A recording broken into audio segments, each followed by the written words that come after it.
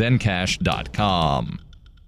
UPI reports beer and liquor importer Constellation Brands announced a $4 billion investment in Canadian marijuana grower Canopy Growth Corp. Constellation, whose brands include Modelo and Corona Beer, Svedka Vodka, and Case Noble Tequila, currently has a 10% investment in Canopy Growth. The new infusion of cash will increase the stake to about 38% and includes warrants and other incentives to raise its position in the company to 50% in the next 3 years. Shares in Canopy Growth, Canada's largest medical marijuana producer, rose over 23% in Wednesday trading on the New York Stock Exchange. Constellation stock fell by 8.9%. The investment is indicative of a culture in which any stigma of marijuana is fading. Bloomberg News reported on Wednesday while U.S. federal law still prohibits recreational marijuana sales and use, it is now legal in 9 states. Medical marijuana use is now legal in 31 states, and penalties for marijuana possession and use have been reduced in many jurisdictions. Canada will legalize marijuana for recreational use on October 17th. Analysts have suggested that sales of alcoholic beverages may fall in the next decade, according to Fortune. Constellation has said it does not intend to enter the U.S. marijuana market until it is legalized throughout the country. CEO Bruce Linton said Wednesday, though, the federal law could change sooner than people think.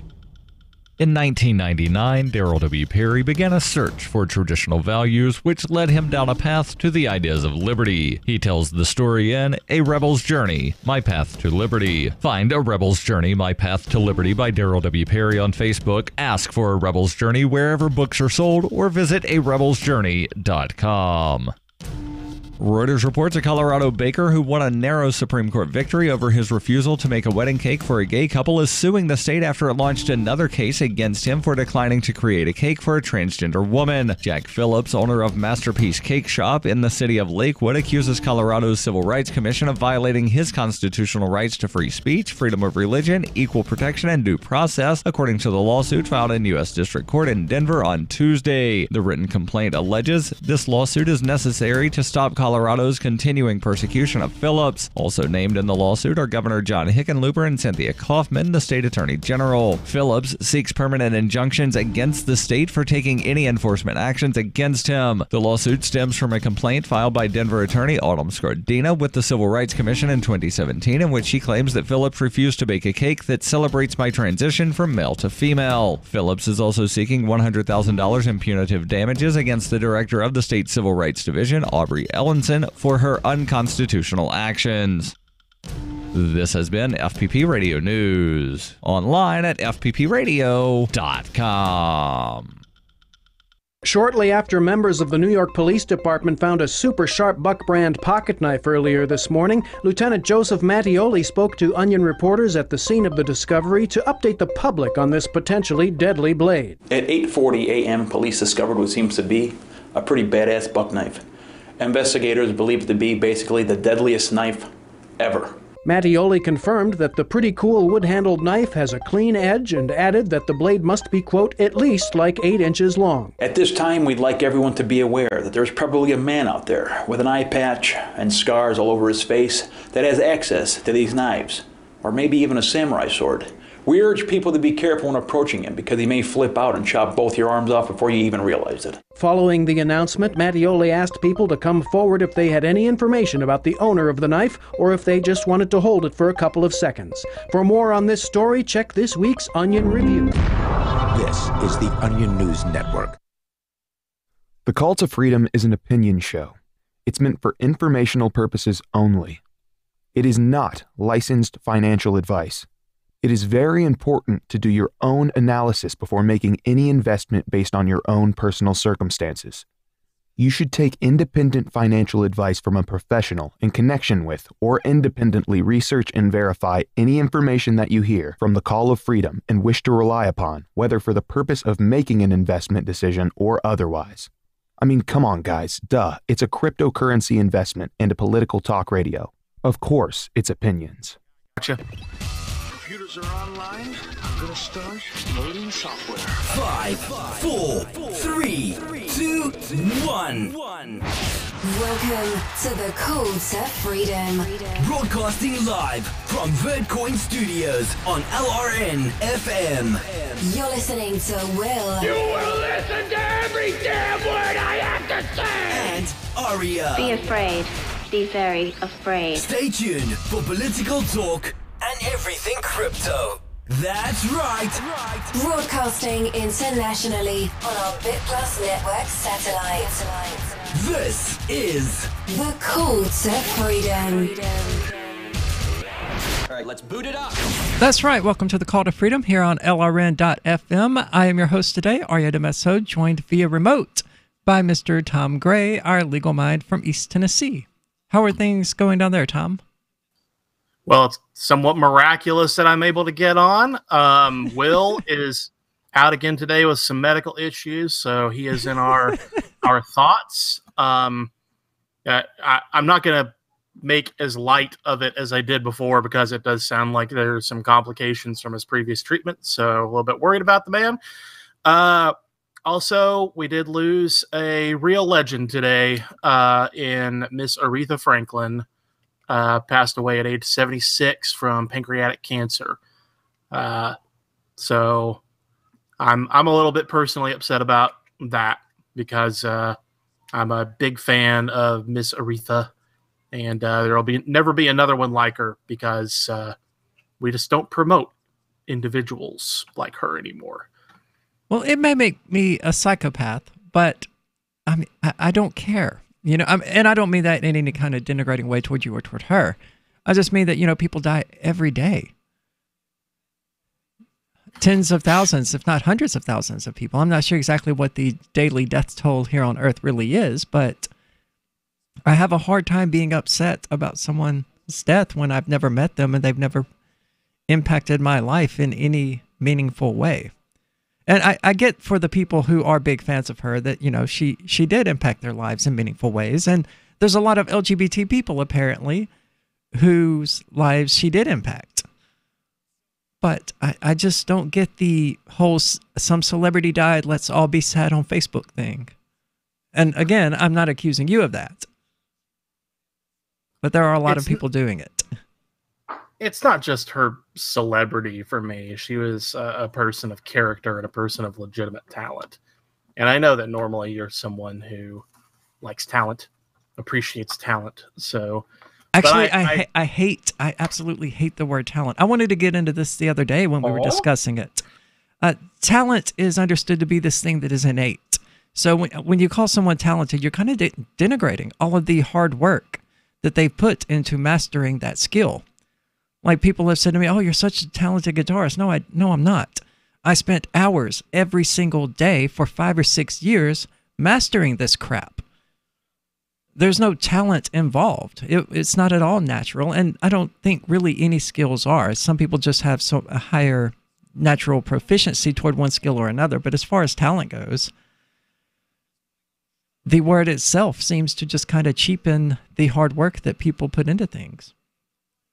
So I would say that she was skilled, absolutely. I prefer skilled over talented. Well, she had both. I mean, she obviously owned her craft, but you can't teach the kind of pipes that she had. I mean, she had a very unique... No, but should she be praised for what is essentially a fluke of birth that gave her that particular voice? I think to your point, she can be praised for owning the skill that she was given and for maximizing it. I would agree with that. But also for the way that she carried herself, because she was a classy person. Yeah, she certainly was. And genuinely a woman of God, which you definitely don't see in the music business anymore. I know that's not much of a factor for you as the resident atheist, but for me, it matters. Well, you do see it in a little bit of Hollywood. Speaking of which, everyone out there, I'm sure, is familiar with Kirk Cameron and his, everybody needs to be a Christian stuff that he's always doing. Well, the minister that alongside whom he's usually doing these things is none other than Ray Comfort, who is going to be on the show August the 28th at 6:00 p.m. Are you going to be able to make it for that, Tom? It is a Tuesday, so... I'm pretty sure we'll be able to make it work with piano lessons that particular day for that 1 hour, because I think we're done by then. Okay. So I'm going to do everything in my power, because that is sure to be a raging romp. I mean, it is, because from what I'm experiencing with him, he's pretty hostile toward atheists. And that may be a reaction to the way atheists have been toward him. But it could also be innate. So it's going to be an interesting show that day. Sure, and that may be something that I have to dress him down for. You know, because even though you and I get heated with each other, I know for a fact that if someone engages you on a human level, you will engage back on a human level. And something that a lot of celebrity Christians need to learn is to do that better. Well, that's why I'm hoping you're on the show with us that day, and that segment in particular. You just want to hear me yell at another Christian. No, I really don't. But if I'm the only, I'll still be the only atheist here. But, you know, as you were saying, essentially, I would like to have a Christian in my corner, so to speak, against a militant Christian, if that makes any sense whatsoever. Oh, it does. It makes total sense. Just like if you had some atheist going crazy on you, you might want, you know, a non-militant atheist such as myself there to go, hey, will you stop being an idiot? I would have very little faith that you would come to my defense in that situation.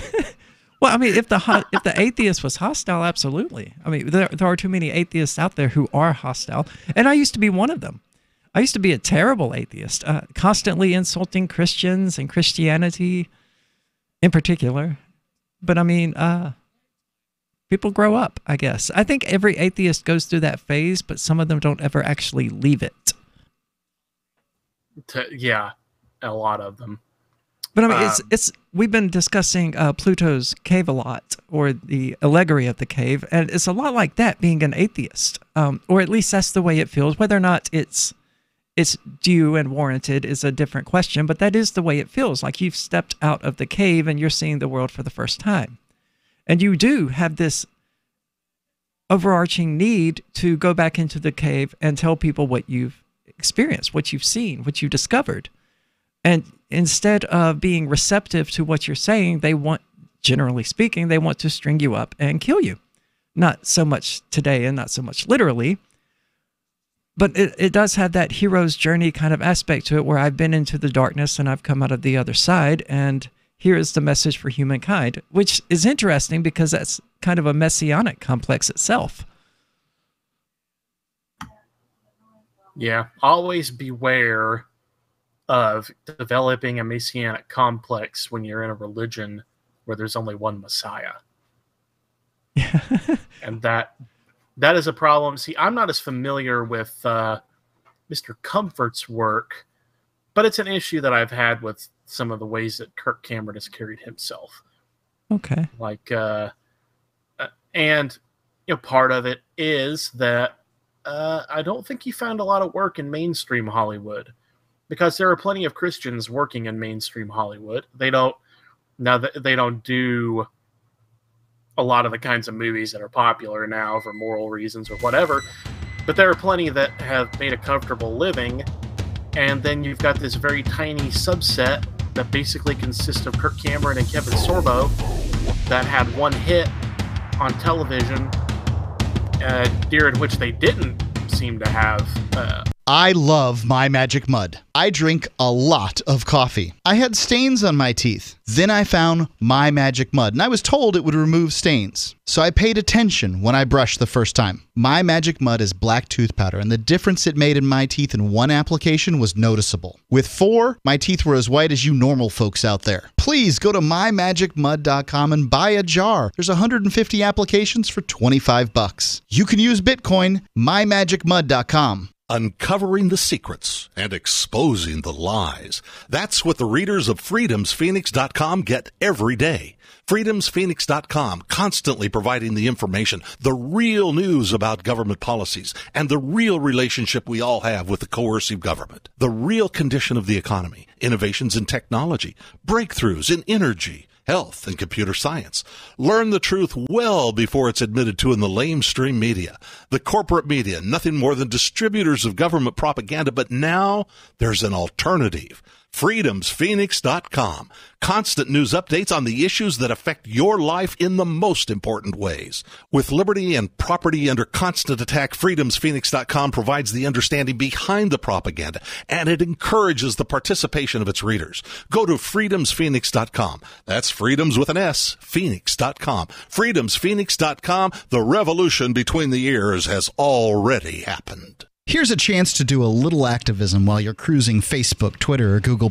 Between the LOL cats, the recipes, the hot girls, and the inspirational sunrise memes, Free Talk Live's posts pass by your newsfeed. Like them, comment. It gives us more exposure. If you don't see our posts, click like at facebook.freetalklive.com and then hover over it to click Get Notifications. It's an easy way to spread the ideas of liberty a bit further. I know you're busy, but you can spare that 1/10 of a calorie it takes to click on something. facebook.freetalklive.com. So you've signed the Shire Society Declaration and are planning your move to New Hampshire to be around more liberty-oriented people. Next, sign up for the Shire Society Forum at forum.shiresociety.com. There are a bunch of people there who are already in the Shire, and they want to meet you. If you're already in the Shire physically, you should also come by the forums. Remember, not everyone uses Facebook. New people are signing up for the Shire Society Forum every month, so drop in and say hello at forum.shiresociety.com. Now that you've found the Liberty Radio Network at LRN.FM, you may want to help expose others to our great programs. To assist you in doing so, you'll find resources at promote.lrn.fm, including details on how to get a free bumper sticker, quarter-page flyers you can print out and distribute, banners for your website, as well as files that will allow you to make your own custom banners and graphics. Visit promote.lrn.fm and help bring new listeners to the Liberty Radio Network. That's promote.lrn.fm. Why did you move to the Shire? I moved here to the Shire because there's other people around who take liberty just as seriously as I do. I moved to the Shire because I saw videos of people challenging authority and thought that I could get support myself. It called to me, like, do this right now. I wanted to be around people like me who got it. And once I got here, I knew there was nowhere else that I wanted to be. I've always wanted to change the world. So I moved to the Shire to join people who were actually working towards doing the same thing. The people here are awesome, loving, and positive. It was for the adventure and for the feeling of something important is happening here. And I just wanted to come to sort of be part of that. Visit shiresociety.com to read and sign the Shire Society Declaration and learn the reasons why, if you love liberty, you should immigrate to the Shire. Plus, add yourself to the Shire map at shiresociety.com. That's shiresociety.com. You're listening to the best liberty-oriented audio streamed around the clock, on the air and online. This is the Liberty Radio Network at LRN.FM. You are listening to the Call to Freedom on LRN.FM. Unasikiliza wito wa uhuru katika LRN.FM.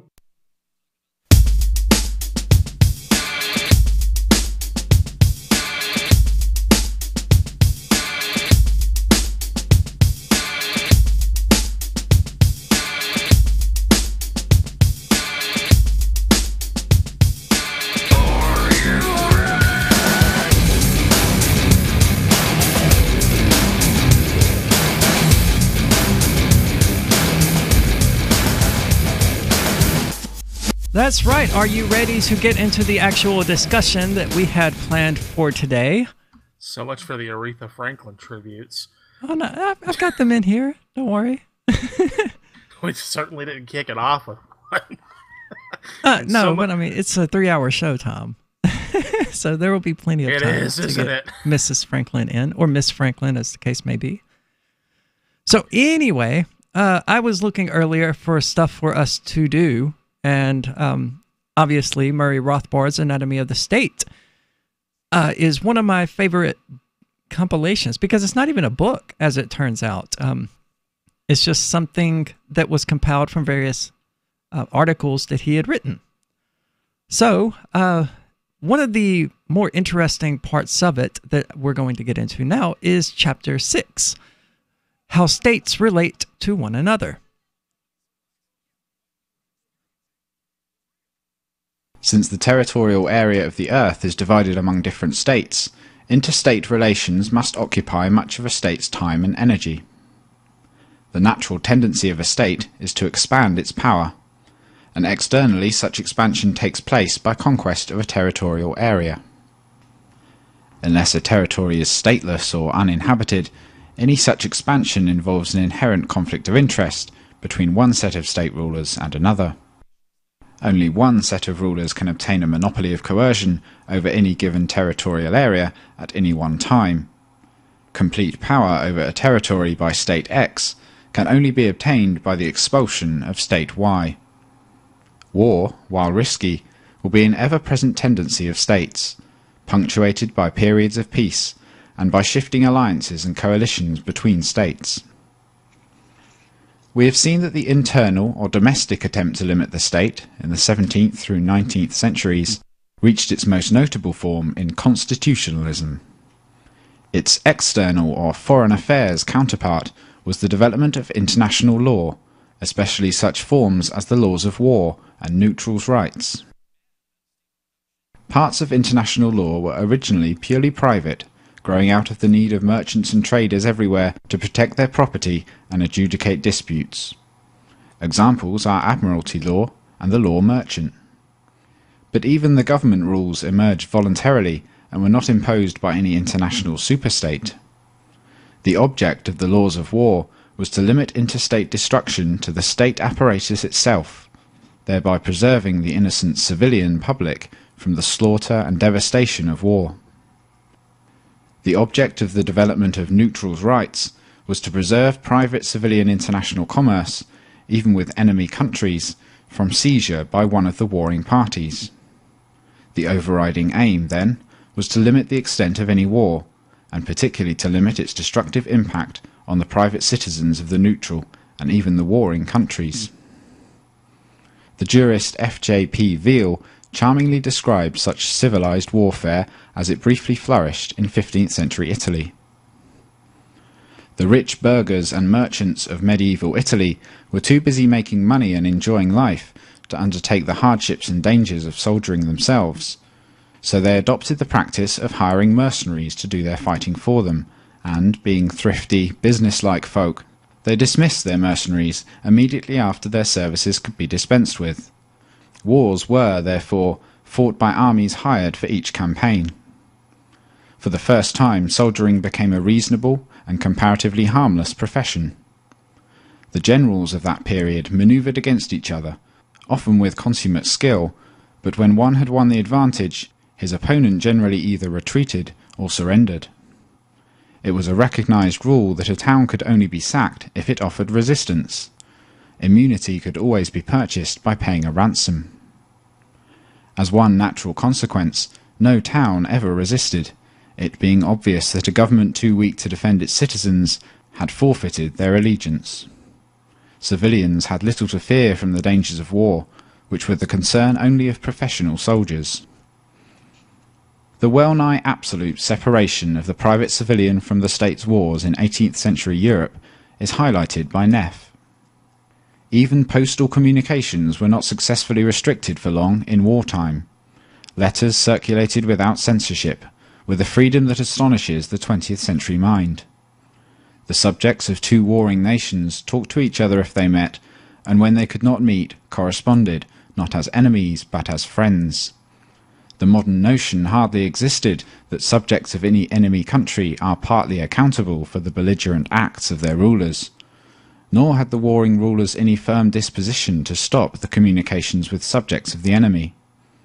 The old inquisitorial practices of espionage in connection with religious worship and belief were disappearing, and no comparable inquisition in connection with political or economic communications was even contemplated.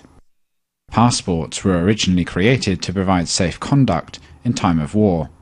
During most of the 18th century, it seldom occurred to Europeans to abandon their travels in a foreign country which their own was fighting.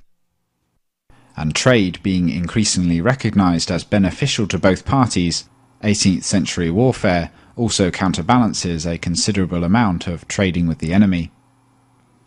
How far states have transcended rules of civilized warfare in this century needs no elaboration here.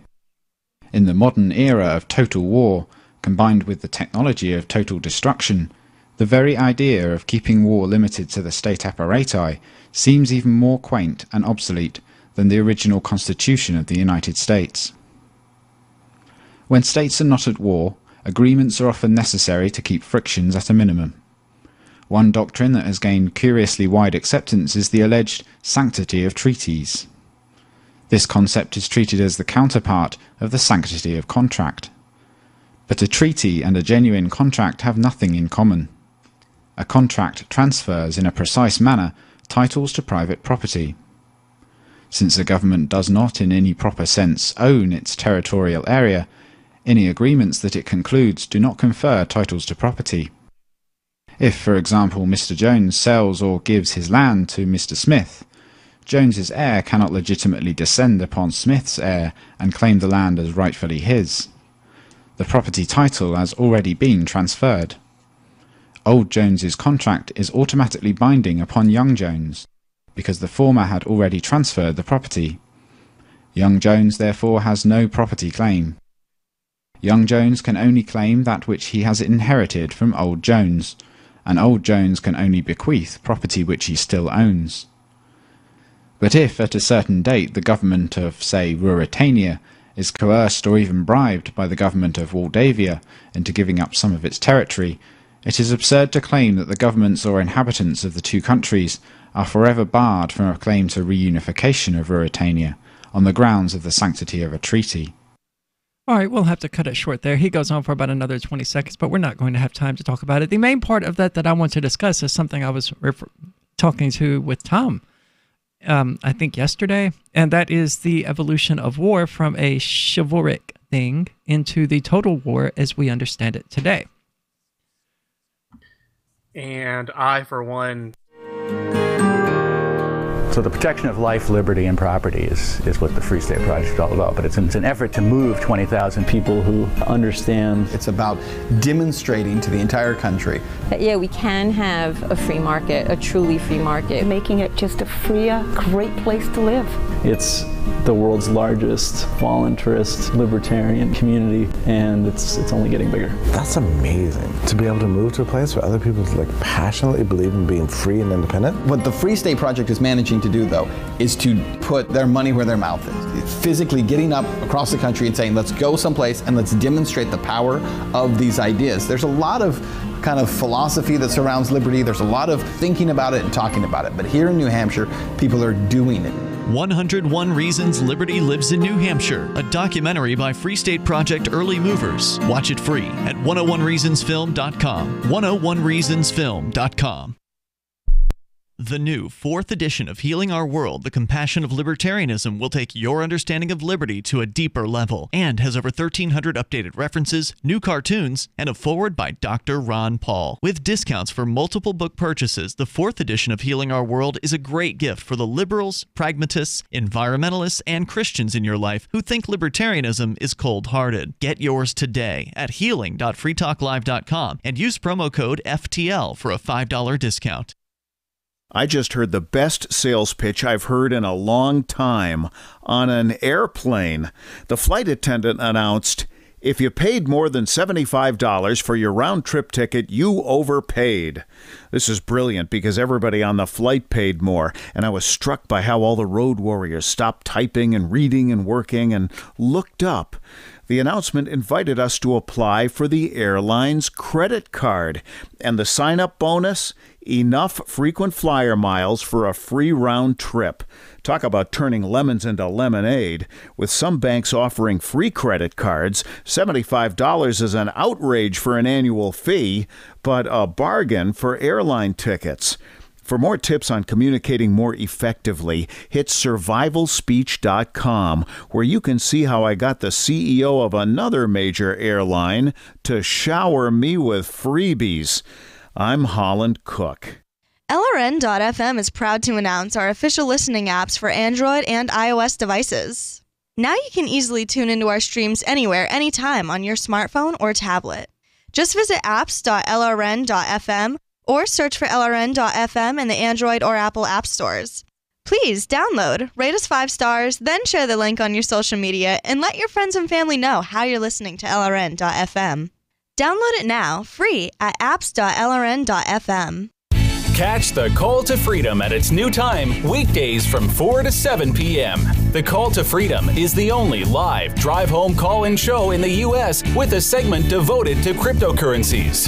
Crypto Hour, brought to you by Helium.com, live from Vertcoin Studios in New Hampshire.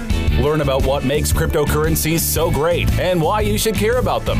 Updates on new coins and ICOs, and warnings of scams. Plus, hear from traders, whales, developers, and big names in the crypto world. You can also win crypto coins or tokens every episode. Just listen for the faucet sound and be the 5th caller to get free Dash, Litecoin, Vertcoin, Verge, or other cryptocurrencies. The Call to Freedom with Will and Aria, featuring Crypto Hour. Broadcast internationally through our BitPlus network satellite. Weekdays from 4 to 7 p.m. on LRN FM. Do you love Twitter? Make sure you favorite the LRN.FM Twitter account so you can receive our tweets at twitter.lrn.fm. That's twitter.lrn.fm. You are listening to The Call to Freedom, live on LRN.fm. تستمعون إلى نداء للحرية مباشرة على LRN.fm.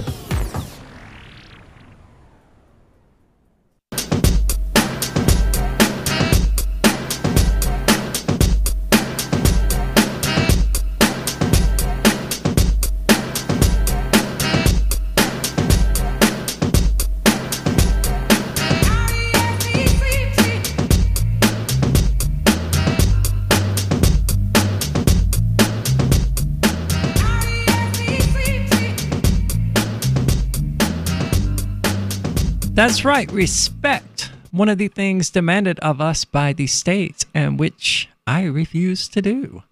But before we went out to break, there you go, Tom. There's you some Aretha Franklin. Mm-hmm. But before we went out to break, we had just concluded Chapter 7 of Rothbard's Anatomy of the State. And the idea that war, as we understand it, has changed. And it changed drastically during the 20th century. But what Tom pointed out to me when we were discussing this previously is pretty significant. And what we're referring to as war when we talk about this subject, correctly or incorrectly, is European war. Because this concept of chivalry, it certainly didn't exist for Genghis Khan. And it certainly didn't exist for... my history sucks. I'm having a hard time thinking of any other figures from history who waged war in a large scale. Well, you could even say Sun Tzu, because when you talk about excluding consequences for civilians from what we think of as legitimate warfare, that was not to be found in The Art of War.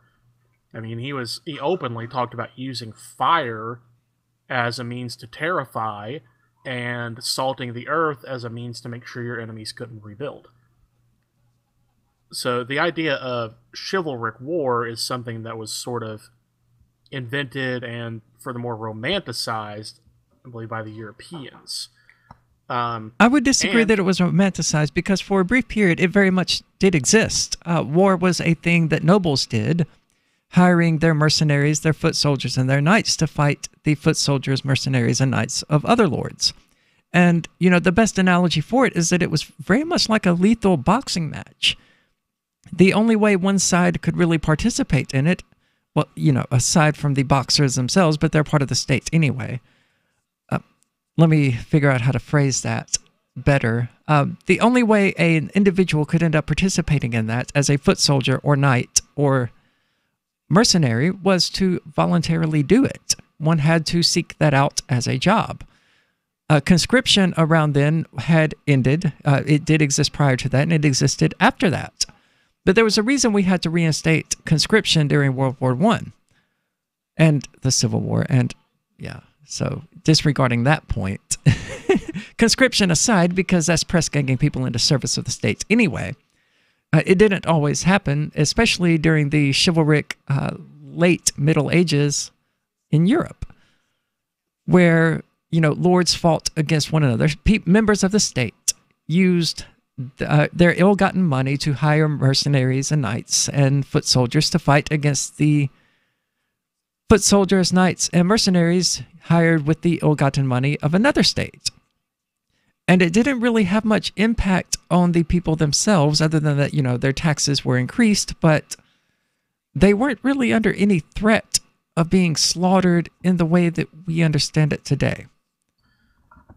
Well, they were under some threat because as those nobles marched through the countrysides, they wanted stuff. And if you happened to be a peasant who had some stuff and couldn't defend yourself or your land, well, buy stuff. Well, no, they didn't. That's why the chivalric concept existed, was to keep the wars from spilling out onto the peasantry like that. It would have been. I'm talking about during that brief. I'm talking about during that brief period that Rothbard is talking about, which admittedly did not last a long time. But absolutely, it would have been considered horrific. That's why people disliked the Gauls during that period, because the Gauls did raid. And that's why people who hired the Gauls as mercenary were generally looked down upon. Because you were supposed to seek your plunder in the other lord's castles, not from his peasantry. We also have to remember that the victors, and moreover the literate people, are the ones who wrote the history.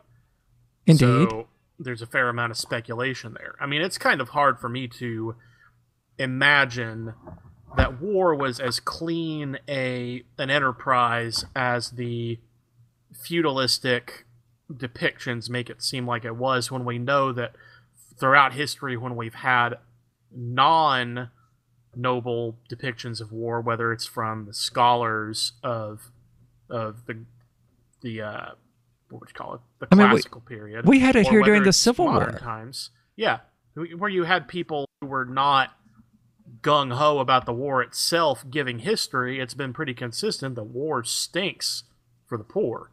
It's only during the period in history where the poor didn't really have the means to write it down that we get the impression that it didn't. So when I think there's a whitewashing of history to we had it during the American Revolution as well. There was not there was no attempt on either side during the American Revolution to destroy the people themselves, nor during the Civil War. That's how the American Revolution started, Arya. Was Lexington and Concord, the Boston Massacre, civilians being slaughtered in the square. Fair enough. My bad. Still, it wasn't a common thing. I would certainly argue, and that once the war was underway, that sort of thing did not repeat itself. Did it not? Well, that's mostly because at that point, a larger portion of the what we would think of as common people, were actually fighting, because the threat was like right there at their doorstep. It was, and in fact, it was the targeting of civilians that spurred the Revolutionary War. Right, because it was so uncommon. It was such a travesty at the time. It wouldn't incite us to enlist and rebel today. It certainly didn't. 9/11 didn't. It caused, I guess, some people to enlist, but nothing anywhere near to the extent of the American Revolution. Because now we just accept it as common that when our state is threatened, it means we the people are threatened. What it definitely caused was romanticization.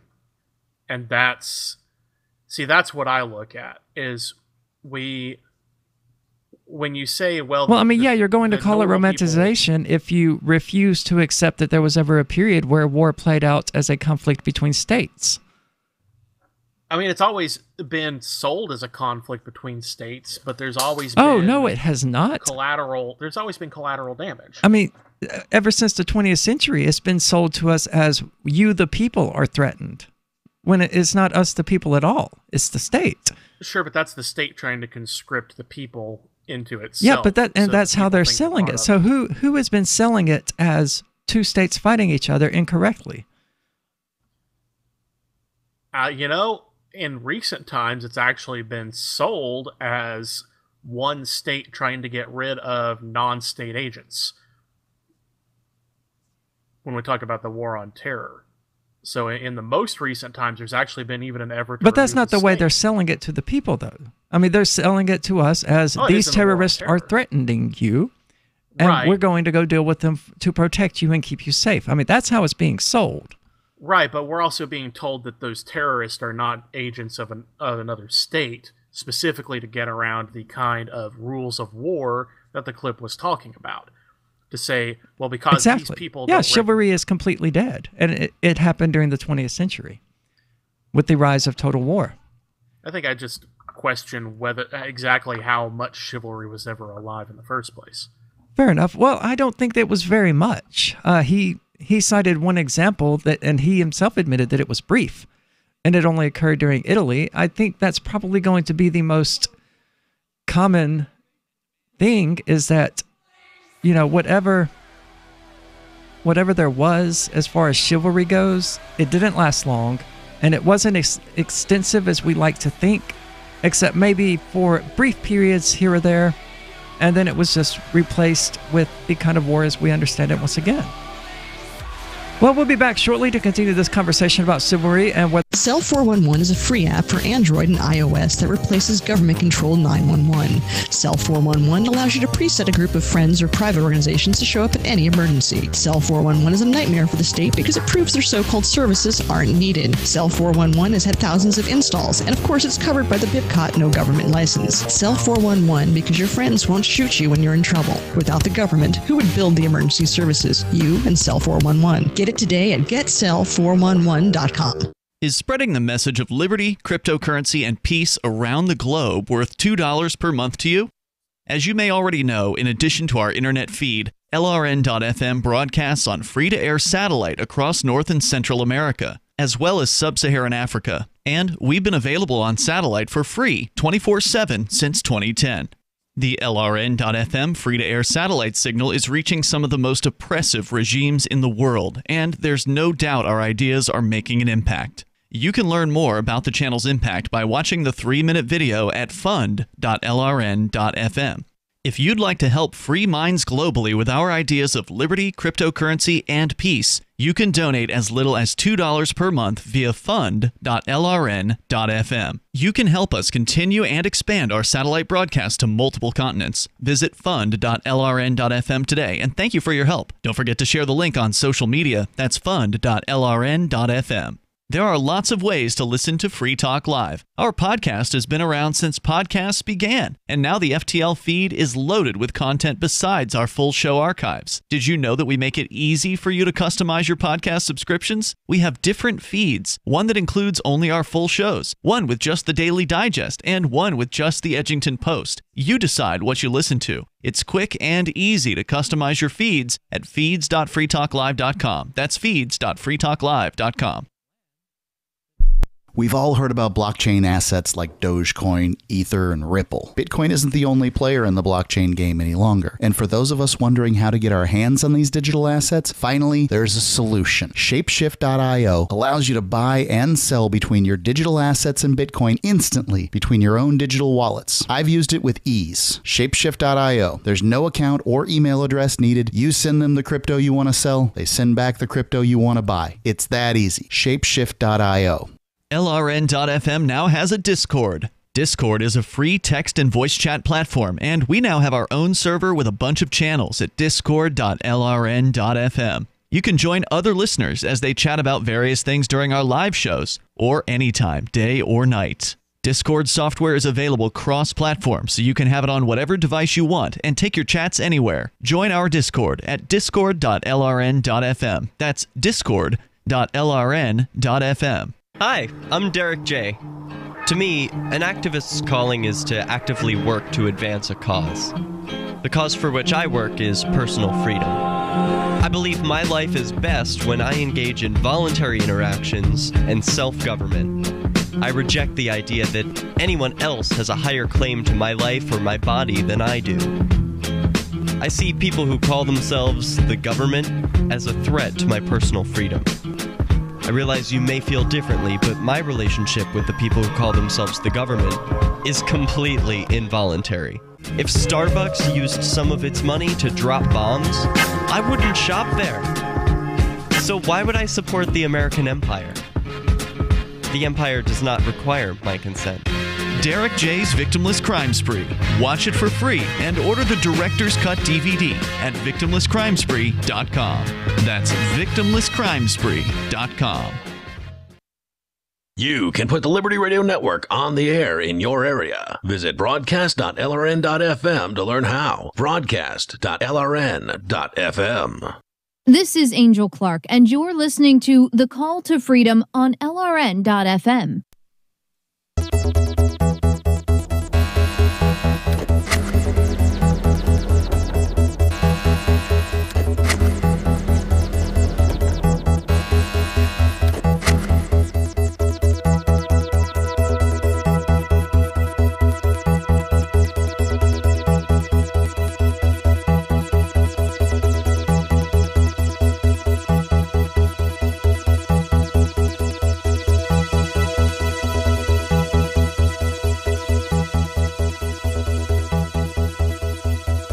That goes on for way too long. Welcome back to the Call to Freedom here on LRN.FM. I thought it was going to do something else, so I wanted to give it a chance to, and it just kept doing that.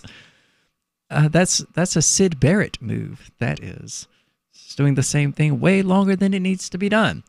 But we were discussing during the break chivalry and the concept of chivalry, and I think I've agreed with Tom here, actually. I think he's convinced me, because I was thinking about the British invasion of France during the 14th century. Well, they did it several times during the 14th century, but they were generally, once the army they were fighting was in retreat, they effectively took control of certain areas of land that had previously belonged to the French ruling class. And they were horrifically brutal to the French people over whom they now had authority. They did not treat them as human beings. They slaughtered them. They raped the women. It was certainly not just the Gauls. I don't think the Gauls even participated in this conflict. So it seems like the actual war part of it, or the chivalry part of it, only existed when the two sides were evenly matched. And as soon as one of those, and you can understand why, when one of them was, when they were evenly matched, it was possible that either one of them could lose. So they wanted to uphold this pretense that they were going to be polite and kind to the citizens overseen by the other side, on the off chance that they lost. And the other side, ideally, would uphold those same precepts. But in reality, what we find is something else entirely. Rothbard is probably incorrect. Other than the one example he gave, I've done a lot of research into European warfare because I've written fantasy books set in medieval and pre-medieval periods, and I'm not aware of any invasions whereupon the people were not actually slaughtered to some degree. Right. And if not slaughtered, there are worse things than death. Well, maybe not. That depends on your perspective. There are. I mean, the women were repeatedly raped. The children were slaughtered before their mothers. Pregnant women were cut out of, pregnant women had the unborn children cut out of their bodies, and children were beaten to death. And these were all viewed as legitimate tactics of war. Yeah. I mean, this is why the peasantry actually fled to the castles of their lords during invasions, to prevent things like this. Once feudalism came along. You mentioned Genghis Khan earlier. I remember reading a geneticist, actually it's kind of a common thing of genetics, that between 25 and 30% of humanity is descended from Genghis Khan, because when Genghis Khan would take over a village, he would have sex with all the women of childbearing age, because it was considered a legitimate tactic of war to propagate one's own seed throughout a conquered people, so that they would then become, de facto, your own people. But we would now think of that as a brutal way of dealing with people. And in fact it is. I mean, it's downright despicable. Because now we consider women to be, human beings and not just baby-making machines. Well, some of us do. We did have that conversation yesterday briefly on Discord about whether or not women were a means of production. Well, sure. That was exactly what I said. Yeah, but that's not all so are men. Women are. Yeah. I was about to say, so are men, though, if we're going with that. Yeah. What the heck did I miss?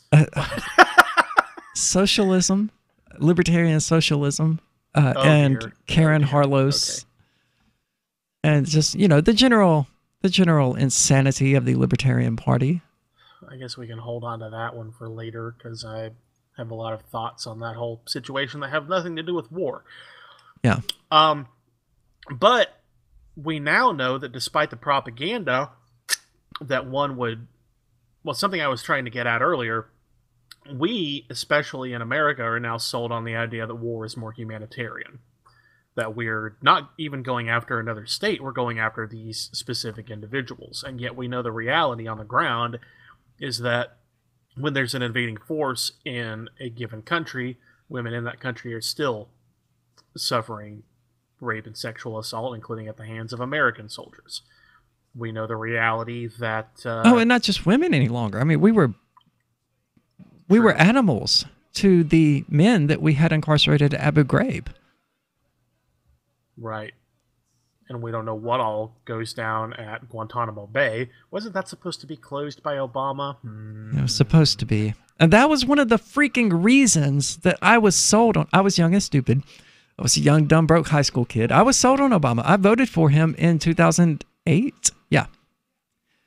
I preferred Hillary over Obama, in fact. But, he won the DNC nomination, so I threw in behind Obama because he talked about peace. And, so many of the people today, they get it so wrong. They think that, Obama sold you out because he made love to corporations. Like, dude, that was not the point. We didn't give a crap about Obama and his relationship with big money. What we cared about was the war and the public image and the torture and the secret military prisons throughout the world. That was what we cared about, and that's what got Obama elected. He would have been elected saying whatever, but, at the time, he made enough peaceful-sounding promises to win the Nobel Peace Prize. And then he went on to be just as bloody, just as terrible, just as warmongering as everyone else. And, in a lot of ways, he did me a favor because he was the reason that I saw all of these people are psychopaths. They're all murdering lunatics who will say whatever they think you want to hear in order to win an election. And, that took me this huge, long ideological evolution where I went into communism and then ultimately anarcho-capitalism, rescued from that dung heap called socialism by Ron Paul. But I have Obama to thank all of it for being a lying, warmongering psychopath. So, thanks, Obama. All of the brown people that you killed helped my ideological evolution. Wouldn't quite say it was worth it. No, I wouldn't either. But there was no nice way to finish that line of thought once I realized what I was actually saying. It was pretty bad. Yeah, so I had to put as large an exclamation point on it as I could. And Trump is now doing the same thing, to no one's surprise, except, now we're just kind of turning a blind eye. Well, we've been turning a blind eye to what Israel is doing, but now we've added Saudi Arabia to that mix, and we're just ignoring what these two monstrous civilizations are doing to other civilizations because we're the big monstrous civilization, and we expect everyone else to ignore what we're doing to nations that cannot defend themselves. And I think it's all sparring. That's what I think. I think all of this is sparring for World War III. We're fighting with one hand behind our back.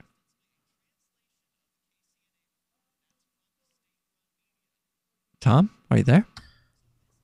Trying not to think about World War III because of how much I've been thinking about World War II lately. Yeah. Oh, I've been watching a lot of World War II stuff lately. Mostly in regard to the rise of the Nazis. Because I'm really curious whether or not that could happen here in the United States anytime soon. And if it already has. Well, yeah. But, I mean, no. There's a difference between fascism and Nazism. Well, most German historians that I've read several German historians who have said that if you were to trace it out on a timeline, where we are in terms of relationship between modern day America and Germany at that time period is right around 1936. Like the climate in America right now most closely resembles 1936 Germany. So I don't know how true that could be. I mean, our economic hardship is absolutely nothing compared to what the Germans were dealing with, and it was the economic struggles that gave rise to the Nazis. When you actually compare where the German economy really was by that time in relation to the rest of the world. Now, the whole world was in an economic depression. But when you compare it, we're right around the same compared to the rest of the world. It doesn't. But what they're usually saying is if there's a 12-step program to Nazism, we're right around step 7. That's alarming, because 12 is not a lot of steps. Well, we'll be back shortly for the Crypto Hour, so stay tuned for the crypto news. We got a lot. Free Press Publications is an independent, alternative media and publishing company founded in June 2009 with the mission of ensuring a free press for the freedom movement and is committed to spreading the message of peace, freedom, love, and liberty. FPP also gives new authors an avenue for publishing freedom-oriented material. FPP brings you daily news and commentary on the website fpp.cc, as well as a daily 5-minute newscast, FPP Radio News, and weekly news, views, and commentary in the FPP Freedom Minute and Peace, Love, Liberty Radio at fppradio.com, and the monthly newspaper FPP News at news.fpp.cc. Find FPP online at fpp.cc. That's fpp.cc, as in Creative Commons. Did you know you can get news updates about what's happening with the Liberty Radio Network delivered in the way you prefer? You can sign up for our email updates at updates.lrn.fm. Plus, you can stay in the loop by joining our Facebook profile at facebook.lrn.fm or follow us at Twitter at twitter.lrn.fm. It's all free, so sign up now at updates.lrn.fm for news updates delivered to your email box, facebook.lrn.fm to follow our Facebook page, and twitter.lrn.fm to receive our tweets. When you hear the word lobbyist, you probably think about greedy corporations, but not all lobbyists are the same. Some are fighting for the freedoms you hold dear. Liberty Lobby LLC is doing just that in New Hampshire, working hard to represent you, not some special interest group. You can help by going to libertylobby.info, where your contribution will give us the tools we need to ensure that your voice is heard. Visit libertylobby.info today to find out more. More of the Call to Freedom is coming up next, live after the news on the Liberty Radio Network at LRN.FM. From Keene in the Shire, the Liberty Media capital of the world, this is Daryl W. Perry, host of FPP Radio News for Thursday, August 16th, 2018. Silver is trading at $14.58 per ounce. Gold is valued at $1,178 per ounce. Zencash is trading at $19, and the average price of Bitcoin is $6,338. Antiwar.com reports in his signing statement for the 2019 National Defense Authorization Act, President Trump set out his plans to defy congressional attempts to limit involvement in the Saudi invasion of Yemen. Congress has been expressing concerns for quite some time about war crimes. The Trump administration has been eager to participate in the war, but less eager to discuss those times when Saudi warplanes bombed a school or a wedding or a hospital. Most recently, Saudi warplanes bombed a school bus, killing 44 children in the northern village of Dayan. This only adds to the question about U.S. support for keeping those warplanes flying and helping the Saudis pick targets. Secretary of State Mike Pompeo and Secretary of Defense James Mattis both reportedly pressed the Saudis on the matter. The Saudis clearly aren't worried, with coalition leadership insisting the attack on the bus was a legitimate military action. Saudi internal investigations have, virtually without exclusion, endorsed the incidents that killed large numbers of civilians, and the administration has backed the Saudis consistently at the UN. As Congress presses the administration to pare back its involvement, these large body counts, especially among children, are only going to make it more difficult for President Trump to justify continued involvement and refuse to comply with new reporting requirements.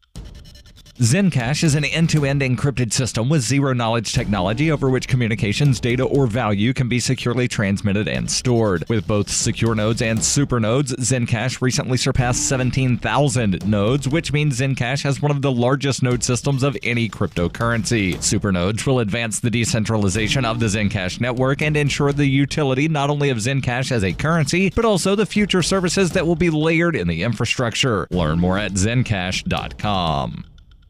UPI reports beer and liquor importer Constellation Brands announced a $4 billion investment in Canadian marijuana grower Canopy Growth Corp. Constellation, whose brands include Modelo and Corona Beer, Svedka Vodka, and Case Noble Tequila, currently has a 10% investment in Canopy Growth. The new infusion of cash will increase the stake to about 38% and includes warrants and other incentives to raise its position in the company to 50% in the next 3 years. Shares in Canopy Growth, Canada's largest medical marijuana producer, rose over 23% in Wednesday trading on the New York Stock Exchange. Constellation stock fell by 8.9%. The investment is indicative of a culture in which any stigma of marijuana is fading. Bloomberg News reported on Wednesday while U.S. federal law still prohibits recreational marijuana sales and use, it is now legal in 9 states. Medical marijuana use is now legal in 31 states, and penalties for marijuana possession and use have been reduced in many jurisdictions. Canada will legalize marijuana for recreational use on October 17th. Analysts have suggested that sales of alcoholic beverages may fall in the next decade, according to Fortune. Constellation has said it does not intend to enter the U.S. marijuana market until it is legalized throughout the country. CEO Bruce Linton said Wednesday, though, the federal law could change sooner than people think.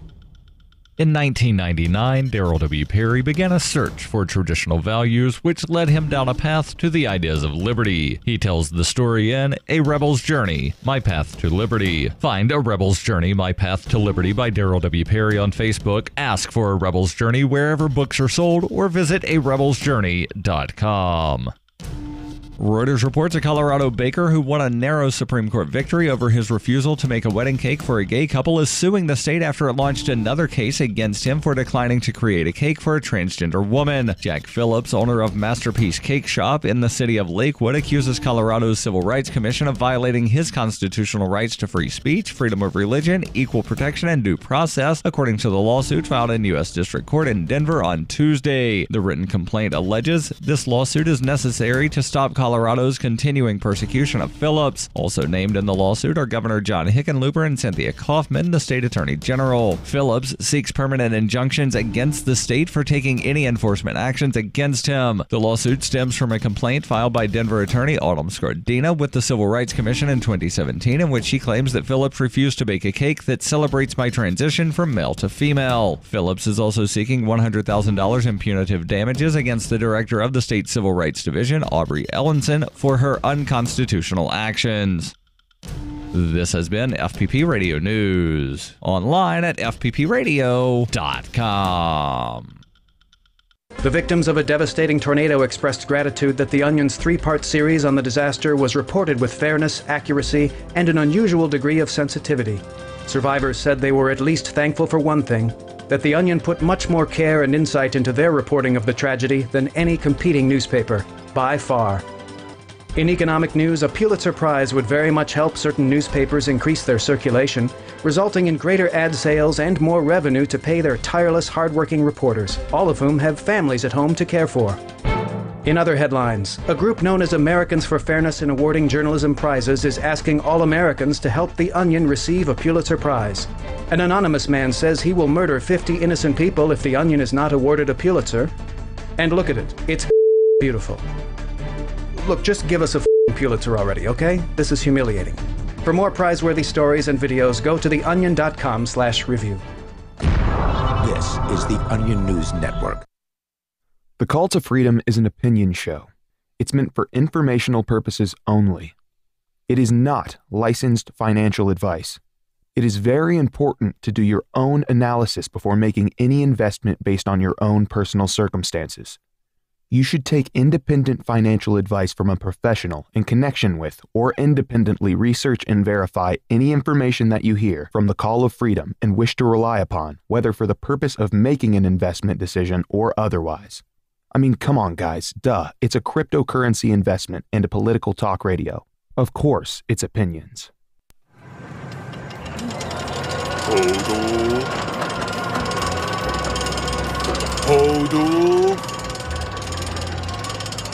Hodl.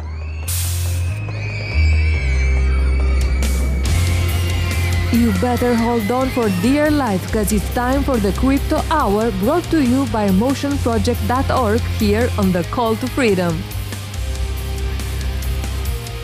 That's right. Welcome to the Call to Freedom. This is the Crypto Hour, brought to you by the Motion Project. They are the GoFundMe of cryptocurrency, so go check them out at motionproject.org. It's a really cool service. Will has actually partnered with them, or sort of unofficially partnered with them, to orchestrate his Sadaka.io project, which is a charity that helps other people go from receiving charity to giving charity. And you can help fund that by using Motion tokens. So go check them out. Again, that's motionproject.org. There's so much crypto news today that's going to be really fun. McAfee has put his foot in his mouth again. Yeah, that's correct. Yeah, that's inevitable. Apparently, it's just John McAfee's thing now, where that's just what he does. Apparently, his unhackable wallet has already been hacked. And he refuses to acknowledge that it has been hacked after tinkerers were able to install Doom, the video game, onto the device. Sometimes I wonder if people who use the phrase unhackable have never read The Taming of the Shrew. Well, I mean, like, you would definitely think McAfee would know better. When you tell people a thing can't be done, you know what they're going to do? Go try to do it. Oh, yeah, those unbreakable combs are probably the most broken things on Earth. Precisely because they call themselves unbreakable. See, I haven't even heard of unbreakable combs, but now I want to go buy one just to break it. Oh, yeah, it's really not hard. But according to news.bitcoin.com, which still needs to hire an editor... Still! Well, they took it off their site. They took it off their site, and they clearly never actually hired one, or anyone who wasn't just a blogger to write for their site.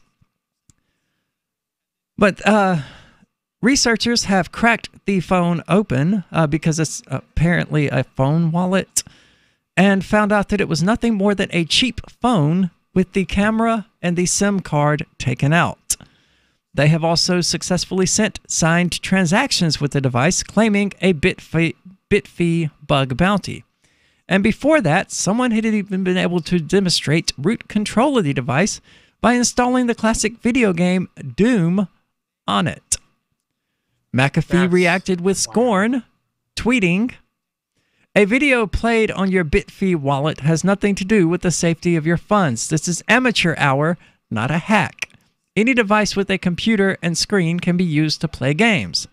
I should start watching my YouTube videos on Bitfee wallet."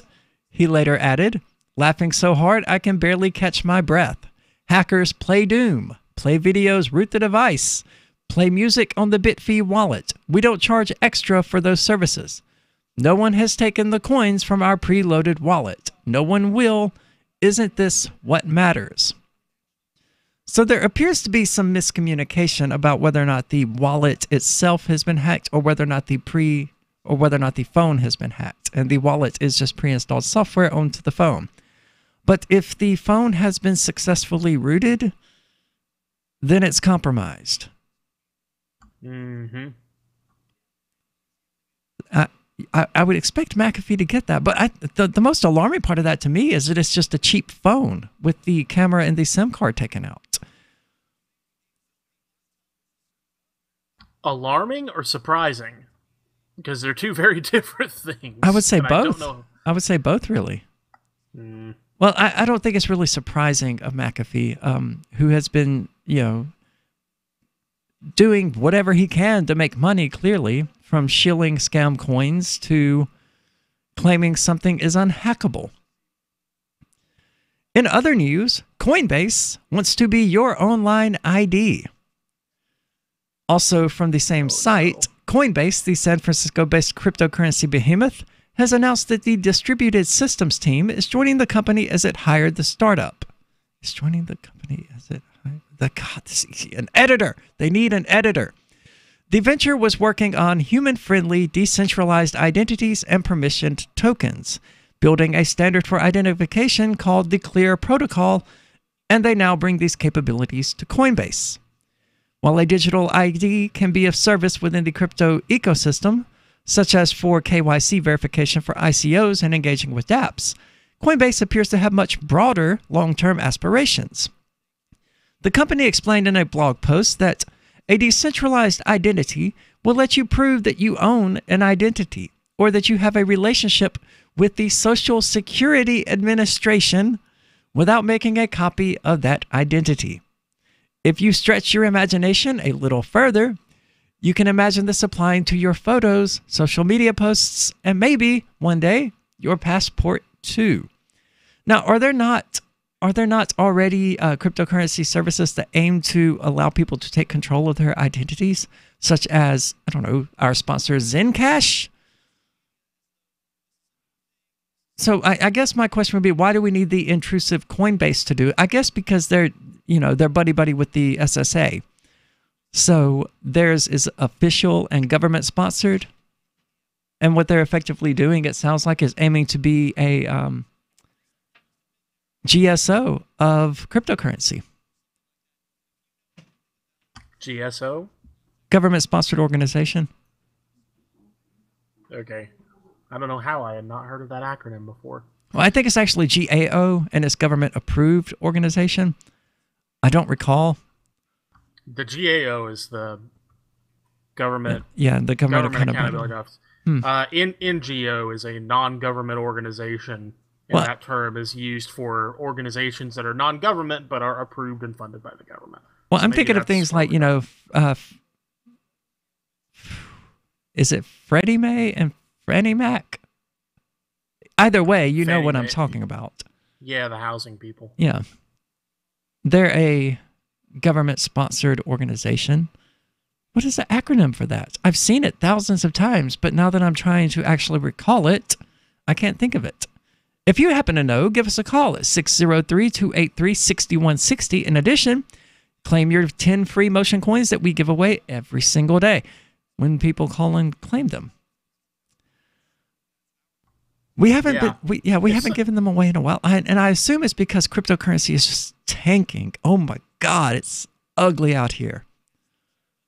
I think it's also because the callers that we've had calling in have been so focused on saying nasty things to you and being generally horrible that they to you that they haven't paid attention to the fact they could have been making free money, which I don't feel the least bit bad about. It certainly seems to be an issue that we have with Twitch, because it happened again yesterday, at least in the comments. They didn't bother to call, or the day before yesterday.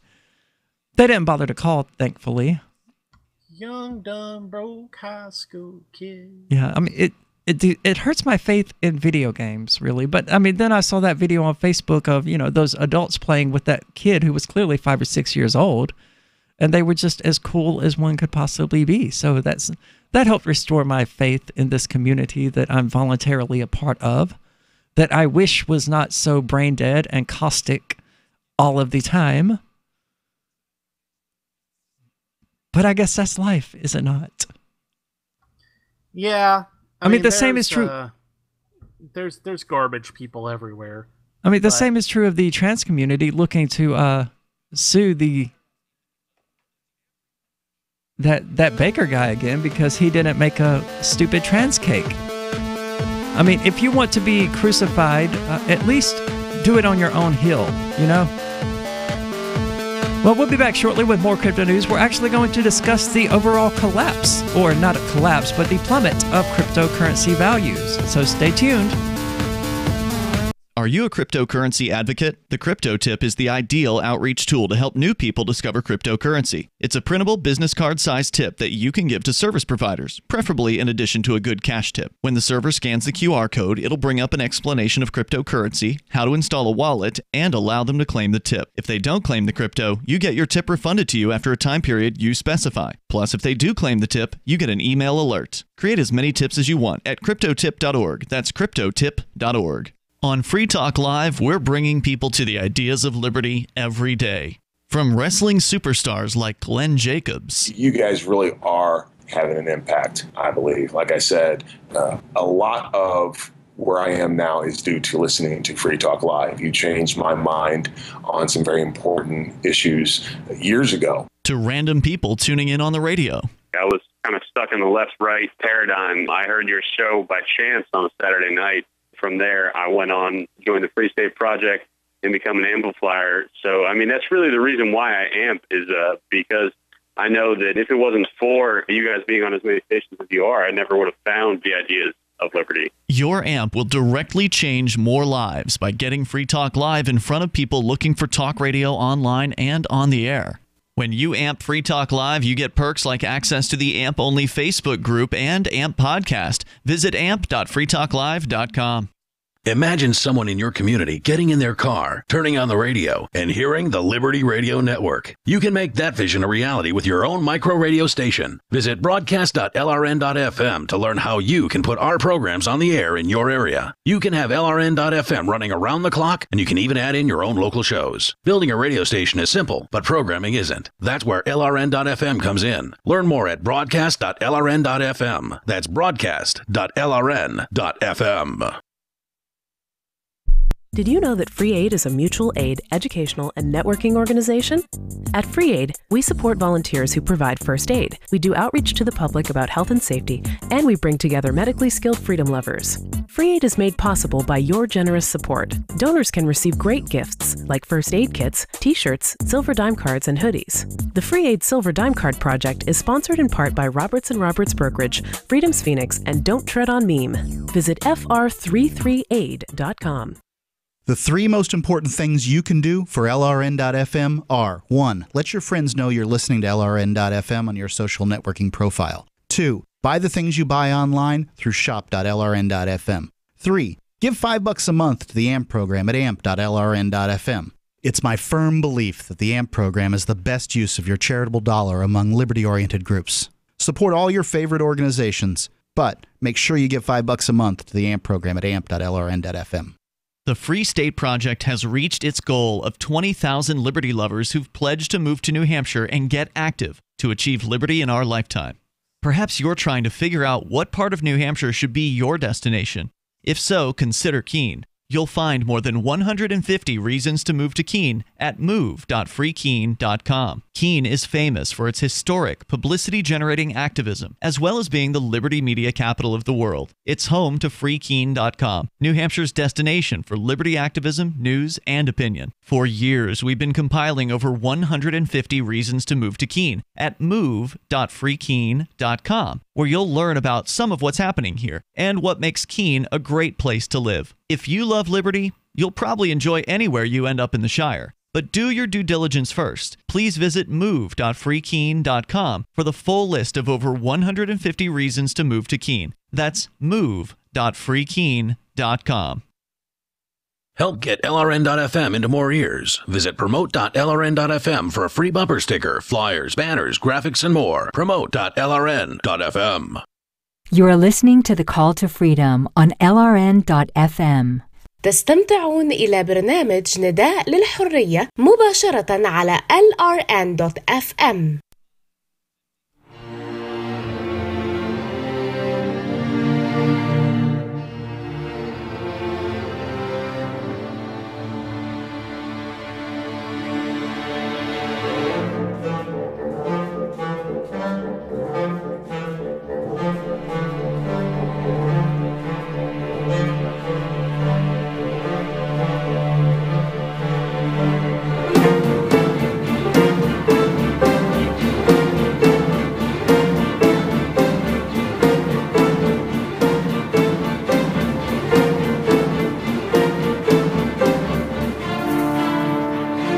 Welcome back to the Call to Freedom here on LRN.FM, where we are broadcasting live from the Zencast studio.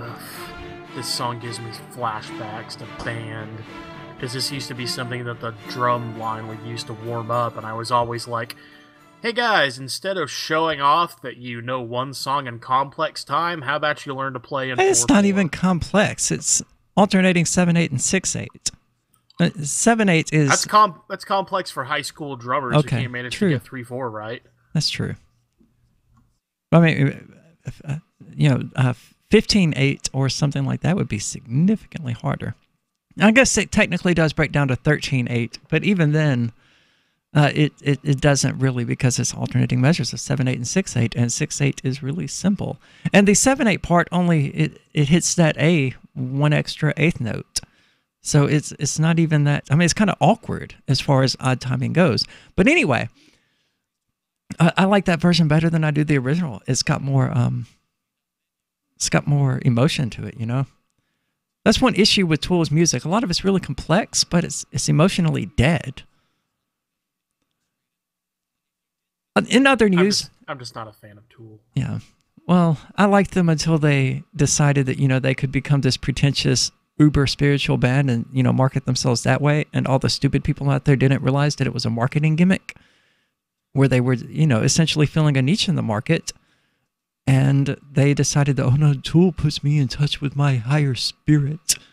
Listening to Tool lets me. I mean, these are the people who, you know, eat DMT, who have watched The Spirit Molecule, and who now tell everybody that they've done DMT. And they basically repeat lines that they've heard from that movie as though that really happened to them. And all of this somehow combines together to make them spiritually evolved and destined to another dimension, or whatever kind of stupid crap they happen to think today. Tool fans are the worst. But back to the crypto news. Sorry, I can never resist an opportunity to rant about Tool fans. According to news.bitcoin.com, I mean, we're all looking for reasons why cryptocurrency has taken a plunge off the cliff as far as values go. Bitcoin Cash is down to $525. Bitcoin has managed to make its way back up to about $6,200, but in general, everything is down and trending downward, and it doesn't appear that it's going to end anytime soon. And nobody really knows why, but plenty of people are speculating. Of course, the other day we heard some speculation that it was because of the one of the governmental agencies doing something. But now, according to a Japanese expert, it was amateur crypto investors that caused the burst. Strengthening regulations will increase crypto investors' protection, and the amateur speculation bubble will end, says Masayuki Tashiro, representative director of Fiscalo Digital Asset Group and market analyst, who handles a crypto business in Japan. The real value of cryptocurrency will be questioned after we leave the bubble, he says. The overall excitement and confusion around cryptocurrency in Japan is over, as regulations have been strengthened. In many ways, the environment surrounding Bitcoin has changed dramatically this year. Last December, the highest value for one Bitcoin was 2.5 million yen, or $22,500. Then in January, it dropped by more than half, at 700,000 yen, which is more like, okay, or $6,300. When on January the 26th, we all know what happened. There's no point in rehashing that. We were here, and it sucked. The overheating feeling around cryptocurrency that went on until the beginning of the year was just a bubble, Tashiro said. Right after the CoinCheck heist, Japan's financial security agency took immediate measures in February and raided the company and other crypto exchanges to find out what was going on. Then 6 companies, including the major registrants, received heavy administrative sanctions in June. Bitcoin's price then fell to 600,000 yen, or 5,400 USD. Currently, the price of one Bitcoin is about 800,000 yen. But it is a situation that is changing all the time. The real value of crypto will show after the bubble is over, says Tashiro, as the CoinCheck management apologized during a press conference in Tokyo last January for failing to keep the cryptocurrency. Failing to keep it what? Its overall price dropped dramatically, and the trend to regulate cryptocurrency accelerated drastically. Futures traders in the U.S. launching the Bitcoin futures trading market last December also influenced the situation a lot, and those future hedge funders entered the market as a tide all at once, and that influenced the bubble to burst too. The more the price falls, the more people tend to sell, and the biggest factor for the bubble bursting is the actions taken by beginners who don't have the experience of investing in crypto. I see him asserting it, but I have yet to see him providing any reason to believe that. I mean, it's because the moon was full 3 weeks ago. That's why crypto is crashing. I can assert things all day long, but none of it means anything until I provide some sort of logical connection between what I'm saying and what happened. And it doesn't appear that he's doing that. To begin with, there aren't any investment measures with crypto such as price-earnings ratio or price-book value ratio as we see with stocks. So people shouldn't touch it if they don't understand it. Without any solid understanding, newbies shouldn't have gotten involved in crypto. Japan's cryptocurrency industry has... What's Tom? I said, yup. Yeah, I would agree. Yeah, absolutely. People need to understand crypto before they get involved with it. That was why I started CryptoCheck before it deleted itself, or before DreamHost deleted it. Japan's crypto industry has established a self-regulatory association called the Japan Cryptocurrency Exchange Association, which is prospecting to set up self-regulatory rules by October. That is genius. Why don't we have one of those here in the United States? I mean, that's how we have always solved these sort of things, you know, voluntarily and freely. That's why we have IEEE right now. They're voluntary regulatory associations, industry, and the ESRB, and even though the music industry and the movies industry have gotten in bed with the federal government, they still originated as self-regulating bodies, and they still are to a large degree. It's just that, you know, having that MA slapped onto your movie severely hinders your audience because movie theaters will honor it. And they will keep anyone who's not 18 from listening to watching your movie. And nobody wants that. Well, we'll get back with this discussion of cryptocurrencies and the possible causes of the crash, as well as Bitcoin being dead yet again when we get back here on the Call to Freedom.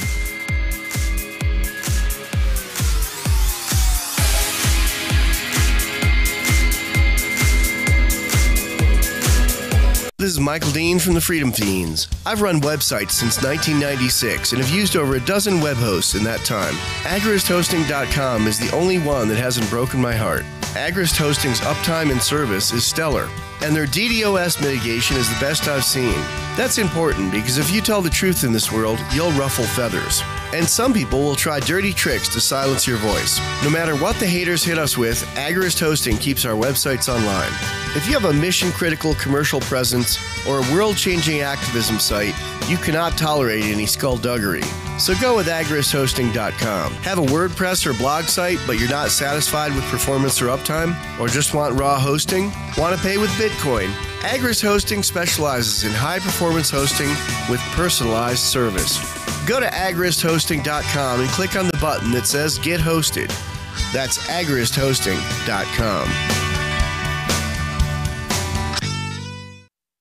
Radio is the most personal of mediums. I exist right now in your head. If you listen to Free Talk Live regularly, you know me. Free Talk Live is on more than 160 radio stations around the U.S. and has been downloaded on every continent around the world. Hundreds of thousands of listeners with ad packages from $600 a month to $6,000 a month. Imagine what we can do for your business, project, website, or idea. Email me, mark@freetalklive.com.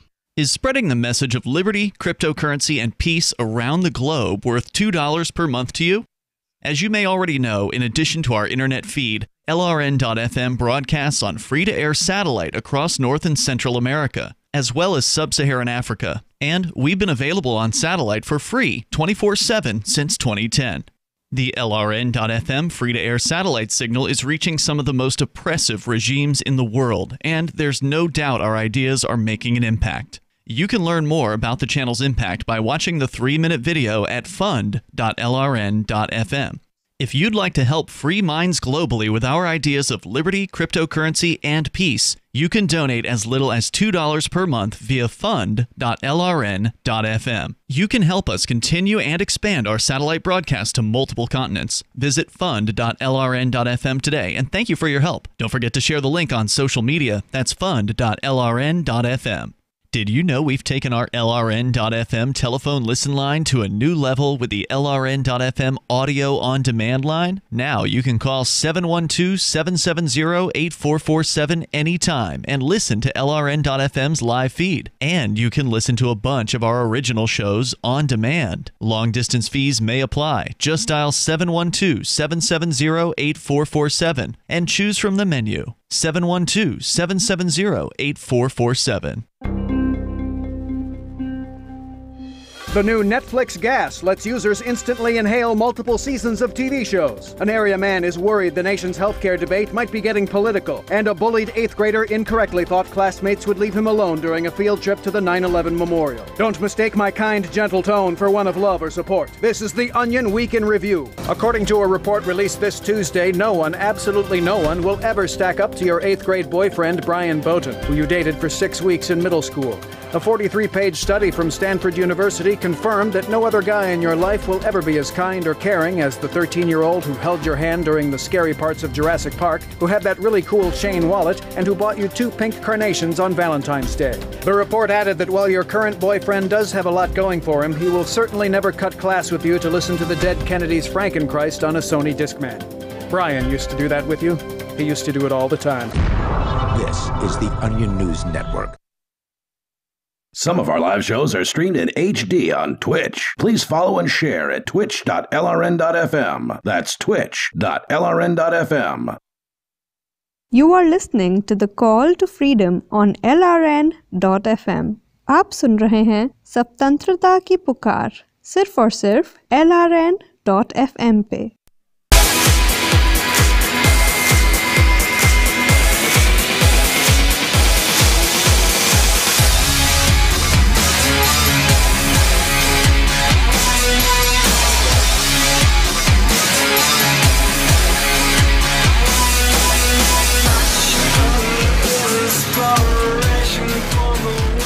All right, welcome back to the Call to Freedom here on LRN.FM.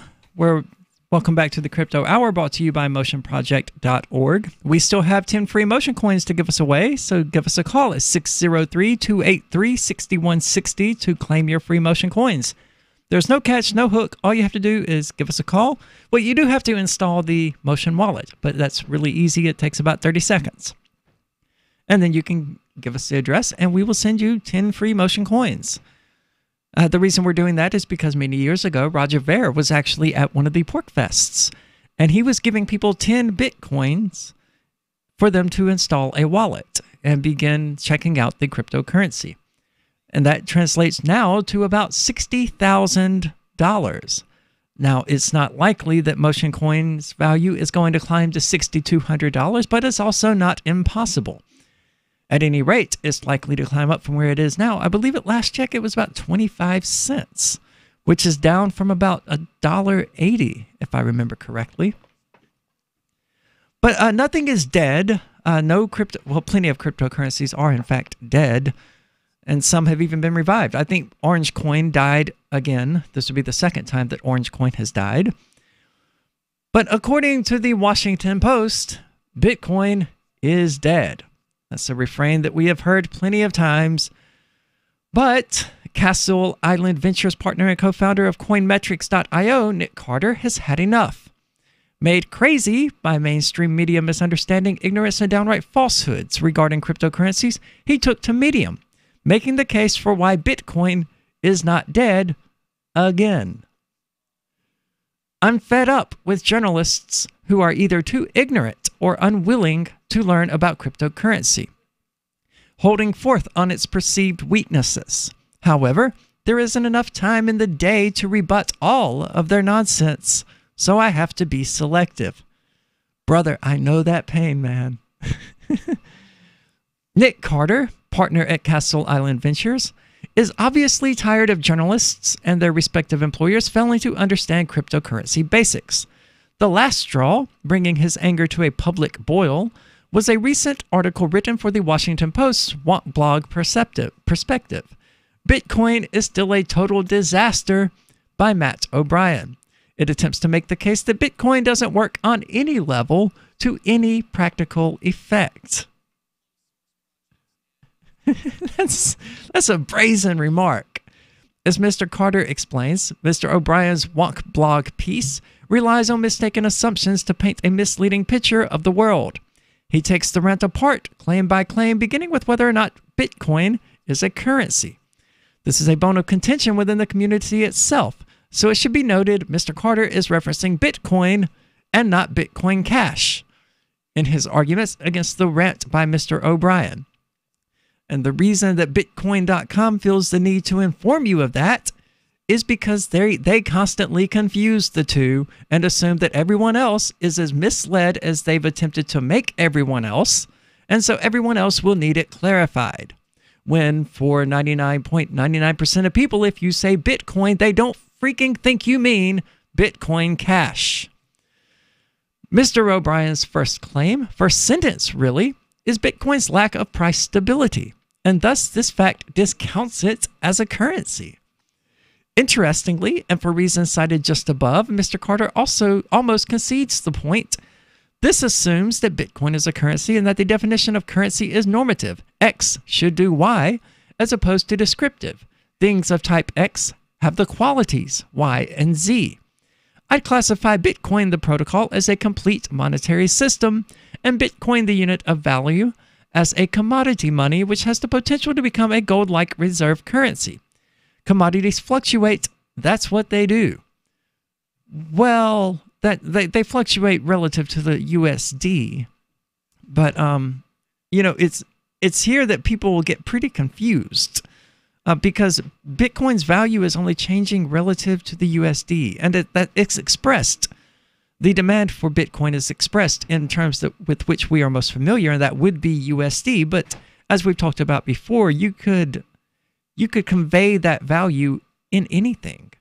You could say a Bitcoin buys you a third of a car or a fourth of a car.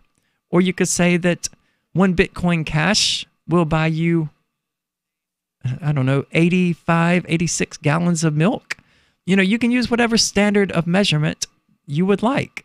The issue will be whether or not other people have any sort of understanding of what that is like. Like if you tell somebody, oh, this will buy you 85 gallons of milk, that doesn't mean anything to people. Not really.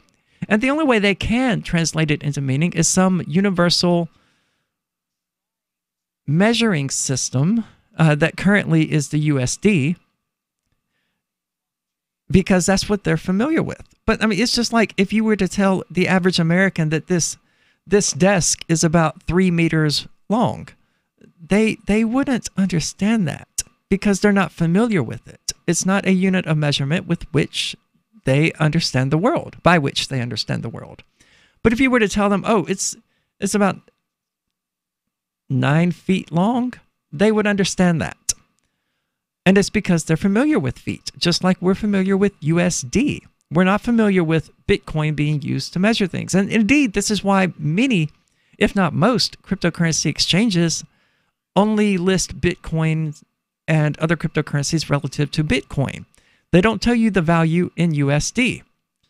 They tell you the value in Bitcoin. They say, Ravencoin or whatever is worth 0.00002 Bitcoin. And you go, okay, that's completely useless to me. I have no idea how much that is worth, because we're not familiar with using Bitcoin as a standard currency, as the reserve currency. And that's essentially what it means now, is that every value is measured relative ultimately to the USD. And reserve currency has significantly more meaning than that, but what matters right now for this discussion is how we measure values in it. And so does the rest of the world, even though they do have this veil over which they put their own currencies, such as, the yen or the yuan or the ruble or whatever currency, or the euro, that they use on a day-to-day basis and probably have a bit better of an understanding of. But it ultimately it ultimately comes back to the USD, and that's by design. That's what is propagating the US system, in fact, is that the rest of the world uses our currency to measure its own. And our currency sucks. And they haven't figured out yet that we're exporting paper and death, and they're exporting things of actual value. But moving on, that was largely a response to a question we got on Twitch. It is meant to be an alternative to money as we know it, but adoption has not gotten to the point yet where it can be because so few people understand the value of Bitcoin in and of itself. And the only way to truly understand that value is to experience, in some real sense, the demand for it and the supply for it. And those are not easy things to experience. They're easy to represent and to convey. And we convey those things generally through USD.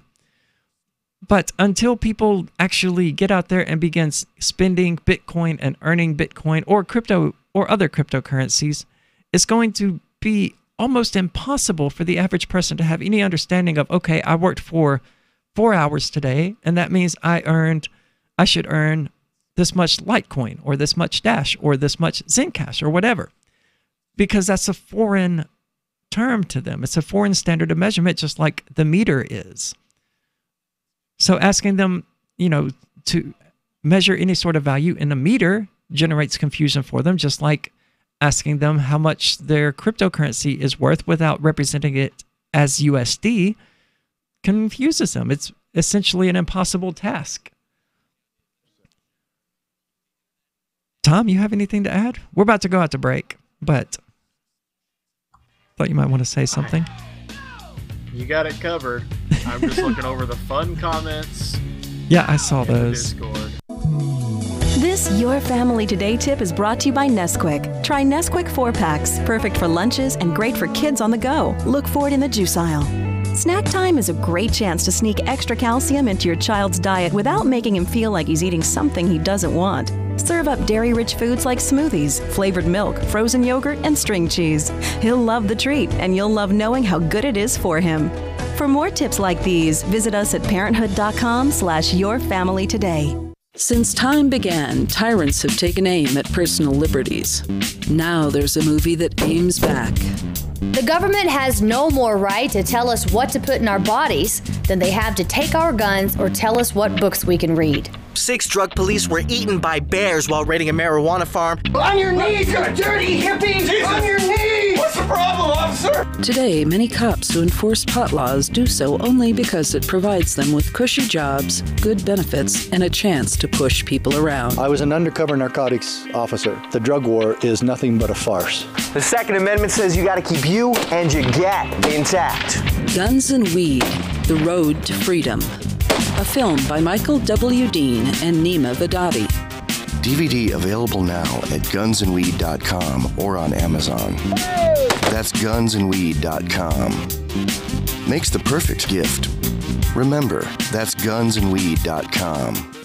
Some of you asked, and now we've delivered. LRN.FM's live Keene, New Hampshire studio shows are now streamed in HD on Twitch. Visit our channel at twitch.lrn.fm and give it a follow. If you have Amazon Prime, you get 1 free subscription on Twitch. If you use it on our channel, Twitch will give LRN.FM a monthly piece of your Prime subscription cost. So please watch, follow, share, and subscribe to twitch.lrn.fm. That's twitch.lrn.fm. What do you shop for that you could otherwise buy at Amazon? Pretty much everything, right? Amazon has competitive pricing and they deliver, and that's a big plus. If you could plan ahead in your shopping, would you be interested in saving up to 33%? There's a catch. You have to do your shopping in Bitcoin. But imagine those savings. It's like a huge raise. All you have to do is go to saveitpurse.com. We've saved thousands, and you can too. Plan ahead and save. Saveitpurse.com. Did you know you can listen to LRN.FM via our free-to-air satellite channels? We have channels over nearly all of North America and much of Africa. All you need is an affordable receiver and a dish as small as 30 inches. There are no monthly fees. Learn more at sat.lrn.fm. Plus, if you are a broadcaster or want to be one, this is a good delivery method for our content. See our coverage maps and get details at sat.lrn.fm. That's sat.lrn.fm. sat.lrn.fm. A congressman recently revealed that legislation totaling 2,900 pages and involving more than $1 trillion was available to members of Congress for less than 48 hours to study and consider. That's over 60 pages of legislation per hour. Do You think anyone read the entire bill? I'm Jim Babka with DownsizeDC.org. Consider a proposal buried in a 3,200-page, $388 billion bill, which would have empowered committee chairmen or their agents to examine Americans' tax returns. When this horrible provision came to light, no one claimed to know how it got into the bill. One congressman questioned said, "I didn't write it, I didn't approve it, I wasn't even consulted." If your attorney represented you this way, he might be disbarred. But this is how Congress represents you every day. That's why DownsizeDC.org has created the Read the Bills Act. You can force Congress to read their bills before they pass them at DownsizeDC.org. Love what we do? Please help support our international satellite channels at patreon.lrn.fm. That's patreon.lrn.fm. You are listening to the Call to Freedom on LRN.FM. Unasikiliza wito wa uhuru katika LRN.FM. Big brown beaver and shows them off to all our friends. One day you know that beaver tried to leave us on stage above with cyclone fans. Along came Lou with the old bamboo, said recognize that smell. Smelled like 7 layers. That beaver eats Taco Bell.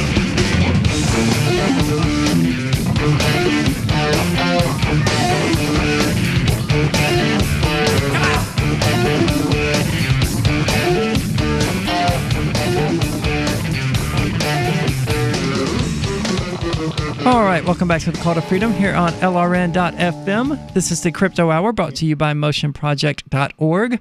Go check them out. They're essentially the GoFundMe of cryptocurrency, and we're trying to give away 10 free Motion coins. So give us a call at 603-283-6160 and claim your 10 free Motion coins. You know, Aria. What's up, Tom? I don't think that song is actually about beavers. I don't think it is either. But anyway, moving back to the crypto news. I think it's safe to play on the radio. I mean, I know it's not copyrighted or anything like that, but the FCC is going to let us know soon. In other crypto news, BitAngel's co-founder has decided to sue AT&T. I'm sure that's going to end well, for $224 million over cryptocurrency hack. Tom, I think you'll enjoy this one. Would you like me to send it to you so you can take it? I'm already enjoying it. Yes, go right ahead.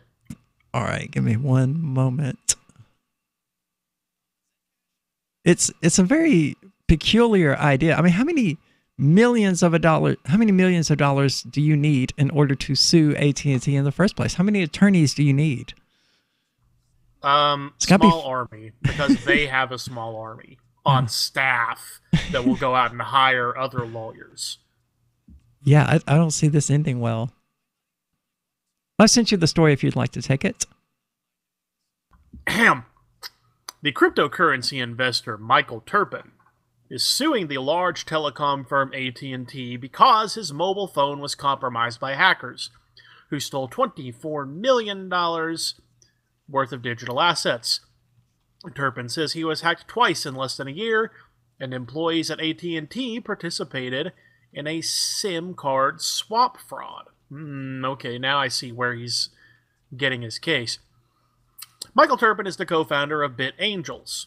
He says he lost close to $24 million in cryptocurrencies, and he's blaming AT&T. The 69-page lawsuit filed by the LA-based law firm Greenberg Glusker, wonder if that's related to Greenberg Traurig, they're one of the biggest firms in the country, details that Turpin believes AT&T employees were involved in a SIM swap fraud which cost him the loss of a large number of digital assets. Major telecom providers like AT&T, Verizon, and T-Mobile have all been accused of PIN and SIM swap fraud along with alleged data breaches.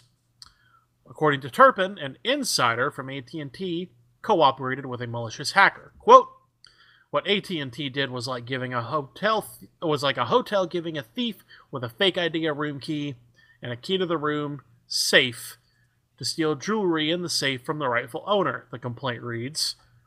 I see a law firm here that could also use your editing skills, Arya. According to an email statement, AT&T says they, quote, "dispute the allegations," and they, quote, "look forward to presenting their case in court."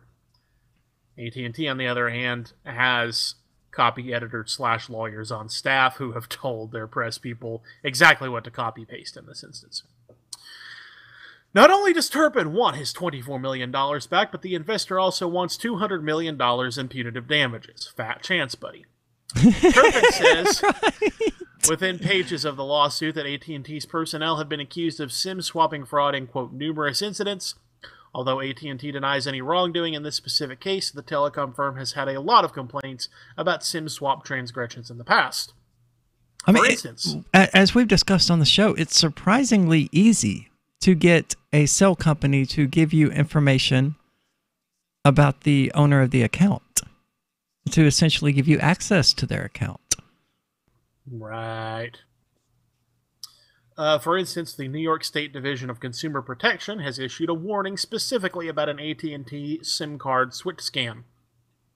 On July 18, 2018, authorities arrested a man from Florida who was allegedly in charge of a giant multi-state cyber fraud ring that stole hundreds of thousands of dollars worth of cryptocurrencies. Police say they first heard about the SIM card gang when a mom from Michigan, why did they capitalize mom there, caught her son on the phone pretending to be an AT&T employee. Oh, wait a minute. They found out about the multi-state cyber fraud ring because some kid's mom caught him on the phone, participating in the scam. Good Lord. Ahem. Turpin emphasizes in the complaint that he lost millions because, quote, AT&T's willing cooperation with the hacker, gross negligence, violation of its statutory duties, and failure to adhere to its commitments in its privacy policy.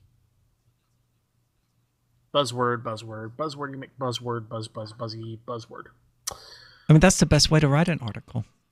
It's certainly the easiest. It's the way that you write a legal complaint, that's for sure. True. Well, I guess, I don't know. I have no idea how to write a legal complaint. Neither does Joshua Smith, it turned out. But that's another matter. I must have missed that one. Oh, no, you were here for it. Where he, pretended to sue Matt Keenel and have his lawyer draft something up, and it was actually something he found off the internet. Were you not here for that? It was during the gigantic dumpster fire that was the LNC chair race. Well, gosh. I could have swore you were here for it, because it was ultimately uncovered that the words pro se appeared in the document. No, I definitely missed this. Yeah, so there was no attorney actually involved. Oh, I would have had so much fun with that. Darn it. Yeah, it was a lot of fun. It was. I missed the LNC chair race, to be honest with you. The drama lately has just been either dead or just been stupid. Yeah, this last thing, well, I guess we'll talk about it during, we might talk about it tomorrow or something, but this latest thing with the attempted purge. I think we can make it one more day. The idea of a libertarian purge is just so stupid.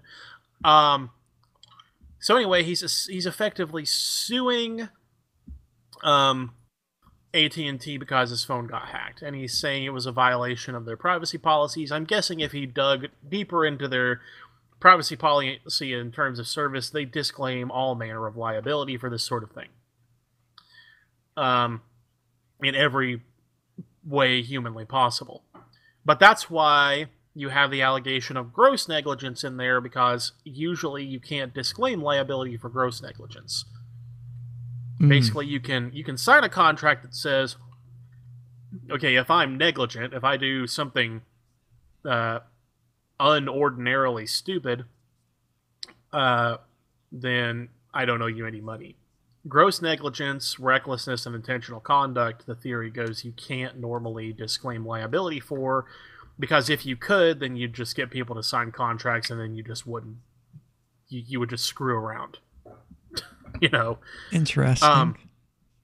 So that's why you use the buzzword, and you also use gross negligence, reckless conduct to try to allege that you're owed punitive damages, because again, it costs a lot of money to sue AT&T. So if you've had $24 million stolen from you, and it costs you, $2.5 billion to sue AT&T, you're not gonna come out making yourself whole. But if you manage to get a nice fat award of punitive damages so that you can pay your lawyers as well as pay yourself, well, isn't that grand?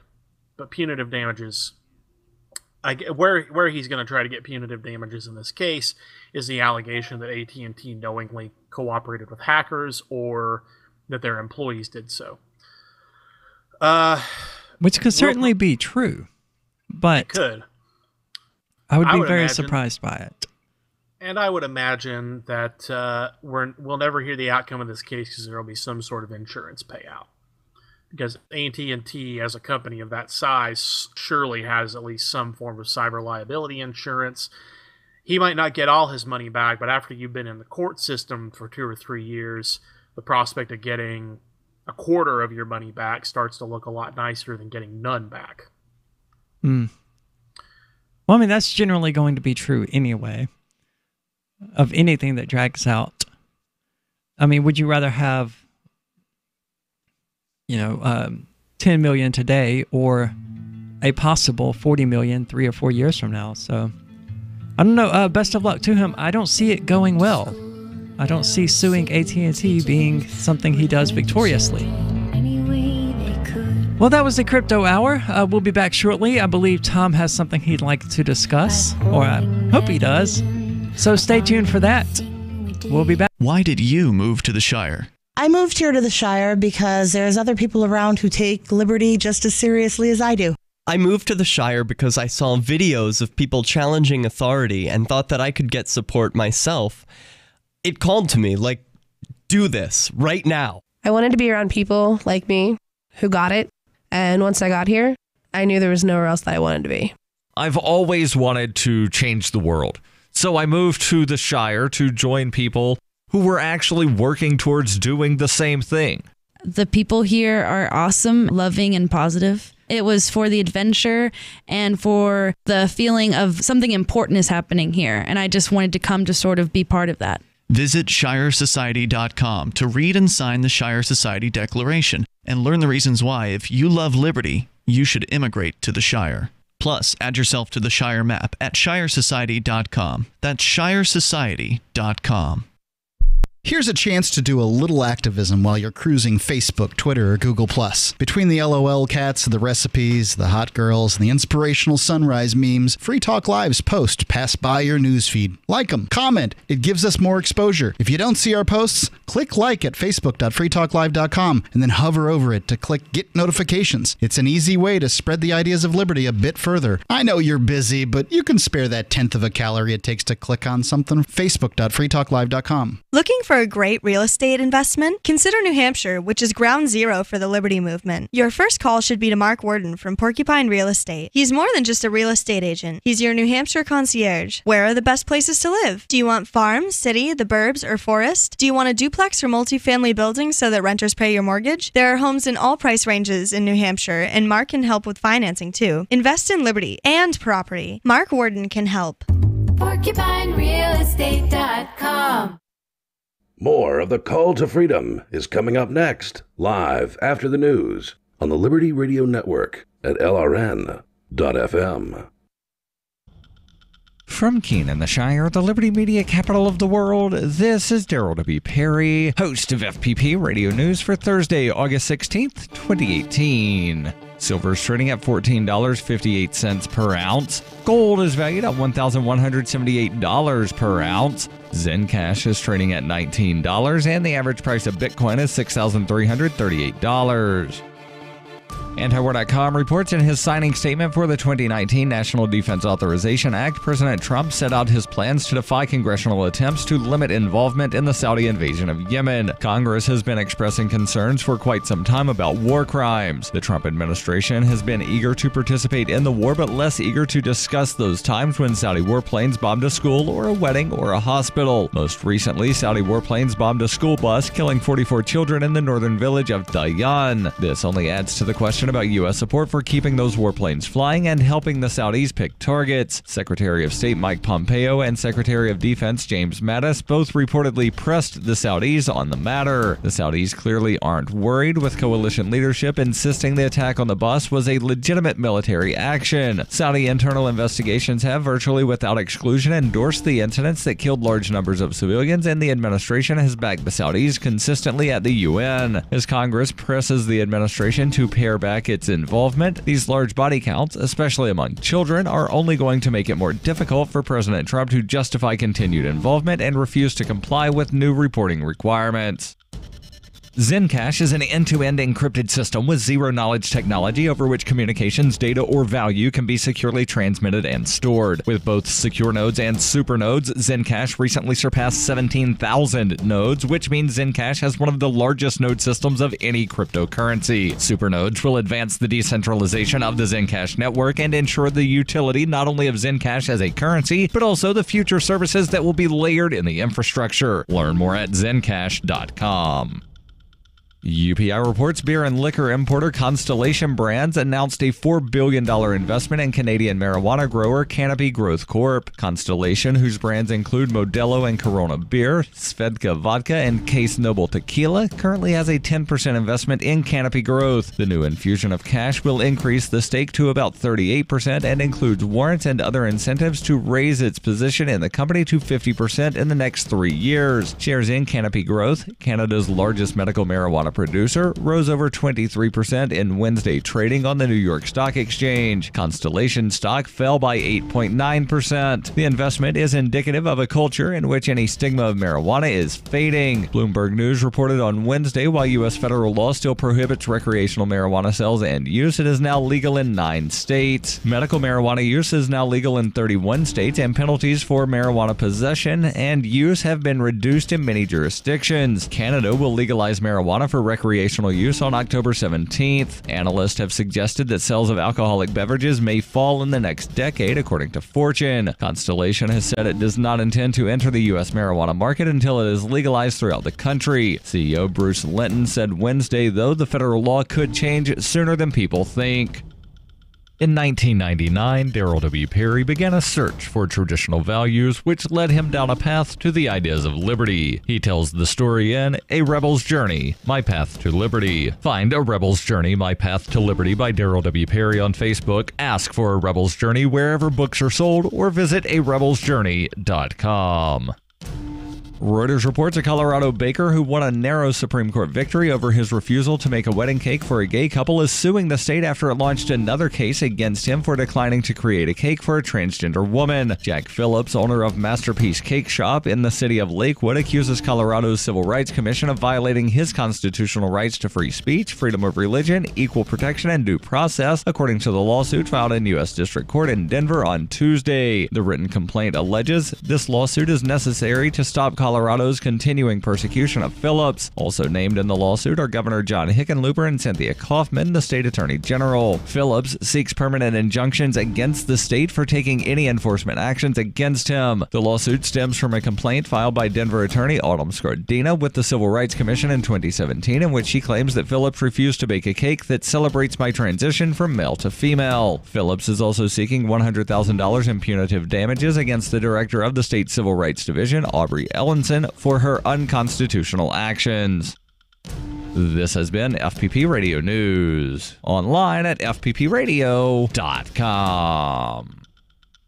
We turn to Washington, D.C., where America's Roommates are holding a rally as part of their new One Vote Doesn't Matter political action campaign. The rally, which drew thousands of roommates, ranging from the guy who keeps all of his groceries in his room to the guy whose name the lease is under, is just a part of a surging grassroots movement to spread the message that one person's vote can't make a difference if you really, really think about it. You know, this is like the most important election of our lifetime. We just want to get the word out that it's already been decided in some smoke-filled boardroom. You know, I pretty much minored in poli-sci, so I think I get this stuff.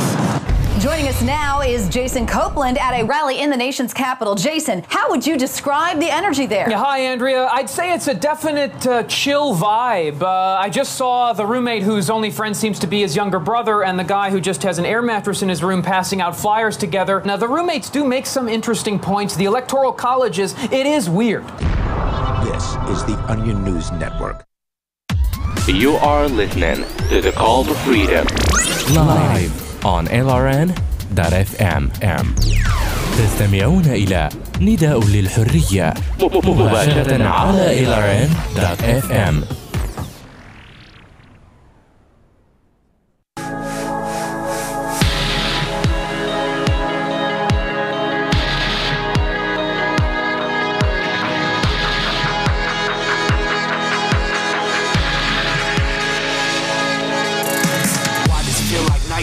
Something in here's not right today. Why am I so uptight today? Paranoia is all I got left. I don't know what stressed me first after how the pressure was. All right, welcome back to the Call to Freedom here on LRN.FM, broadcasting live from beautiful Keene, New Hampshire, here in the Zencast studio. And it is actually a beautiful day. It's not burning up. It was earlier. And it's not freezing cold as I've come to expect from New Hampshire, even during the middle of the summer. It will be at night. Again, it won't be freezing cold. It will be for me. But Tom has brought us a really interesting story regarding transgender privilege. And I really want to discuss this. So, Tom, I assume you want to take it away? Well, I sent you the clip. Okay, you want me to play the clip? Yeah, I think that's probably the best way to intro this. So you can actually hear these people saying dumb things. All right, well, that's what people do. All right, here is the clip from Fox News about trans privilege. There are like six of them. Funerals. I mean, let's be real. Yeah, exactly. I mean, and by the way, these are I've always thought they're probably elements. liberals. Yeah. well, these are the most fringe elements. She's calling them out. I don't want to besmirch her free right to speech. Okay. But as a transgender woman, she's come under a lot of criticism. Well, I don't know if she has or not. I think she's celebrated for it, actually. Let's stop pretending. Of course she is celebrated for it. But let me ask you, I'm not attacking this person. I'm just saying, Chadwick, if you're upset about people killing others for being gay, and I think we should be upset about that, it's awful. Yes. Is Christianity the primary offender there? Or even I'm pretty close? sure, no, it's not close at all. I'm pretty sure there's another large world religion that is pretty much known for it. But could you say that? I don't know if I'm allowed to even say the name of it without getting harassed by the SPLC and God knows who else. You're absolutely right to acknowledge Hallquist's transgender privilege. She can get away with many, many things simply by being transgender. I mean, who knows if that's even how she won this primary. But while the entire country is fixated on the fact that she's transgender, nobody knows anything about her policies. In fact, all we can think of, all we know, well, you know that she's for Medicaid for all. She's a climate alarmist. She believes in $15 minimum wage, and that's kind of it. I mean, she was on CNN this morning, looking half dead. You could probably just very low energy. She was on CNN this morning, and she couldn't even answer the question about what socialism is. She said, "I don't know what socialism is. I'm not qualified." She was asked if she believed in capitalism, and she couldn't even answer that question. Who is this person? All we know is it's someone who's transgender, and let's just celebrate that. Can they lead the entire state of Vermont? Well, what would happen, Robin, if she had said there is a great world religion that actually has a long and recent track record of murdering gay people, and she just said that? Yes. What would her fellow Democrats have said to her, I wonder? Are you talking about the Muslim faith? I'm talking about the one Abrahamic faith that has a long and recent track record of murdering gays. Yeah, that would not be Christian. Oh, hold on a minute. What would happen if she said that's factually true? Hold on a minute. All right, it's paused. Go ahead. Now, as the Christian in the room, and our resident Muslim is not here, which is really strange. On the quote-unquote Muslim show, the Muslim is not here. Christians have a pretty storied history of not being very nice to gay people, including executions, burnings at the stake, imprisonment, using the state in particular to discriminate against LGBT people.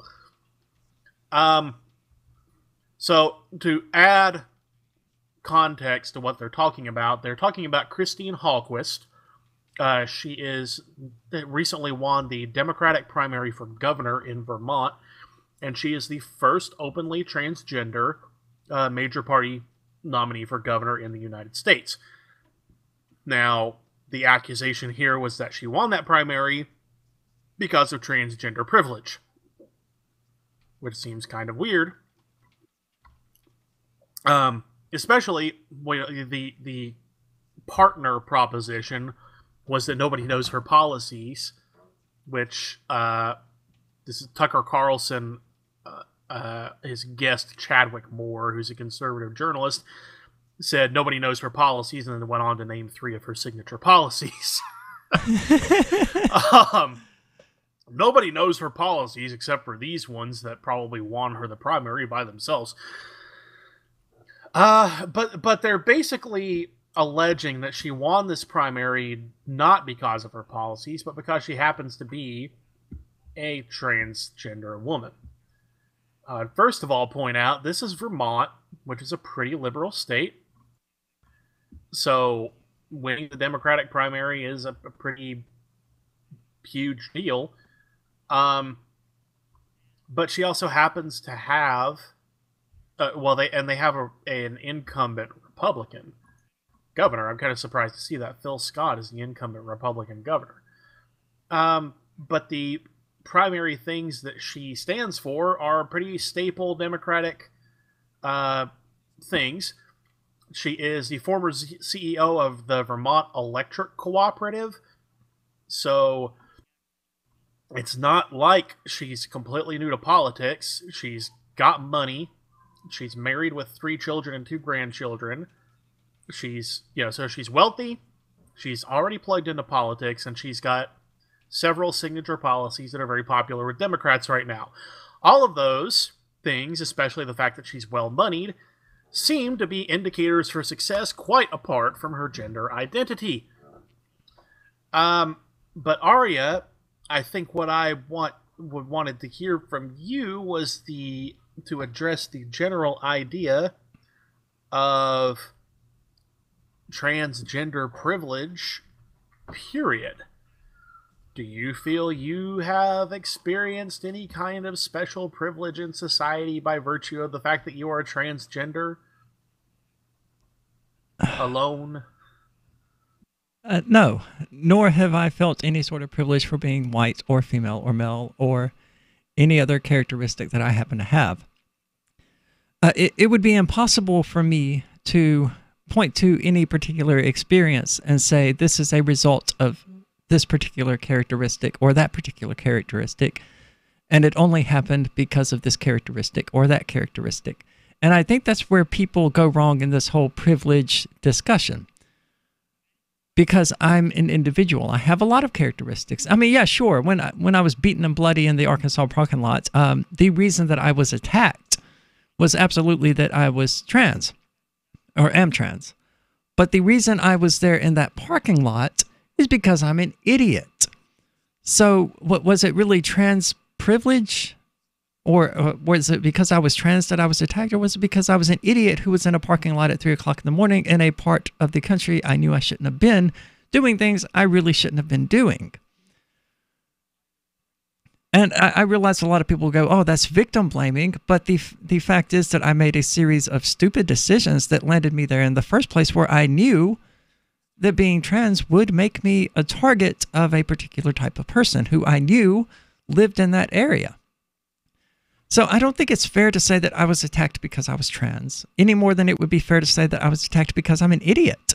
I think both are going to be true, I guess, in to some degree, but the overarching concern is that I gave them the target. But to speak about trans privilege, it certainly exists. It does. And but it's a double-edged sword. It doesn't exist exclusively in the way that, they're meaning privilege to mean, and it doesn't exist for white people in the way that, leftists mean when they say white privilege. There are ups and downs in everything, and pointing to one particular characteristic as, this is the reason that I have advantages, or this is the reason that I have disadvantages, is a fallacy, because we have no control. We have no person that we can point to who has every other characteristic that we have except for this one. And that would be the only way we could establish any sort of control. If there was another person out there who was exactly like me, except they weren't trans. And then I could compare my life to theirs and say, okay, well, the only difference between us is that I'm trans and that this other person isn't. Therefore, these differences are a result of that one different characteristic. Otherwise, their life is completely identical to mine.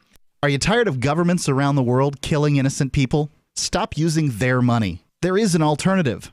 Bitcoin is a stateless, free market, non-political currency. Bitcoin is money that cannot be inflated or controlled by any state. By continuing to use their money, you're perpetuating the killing. Stop doing it.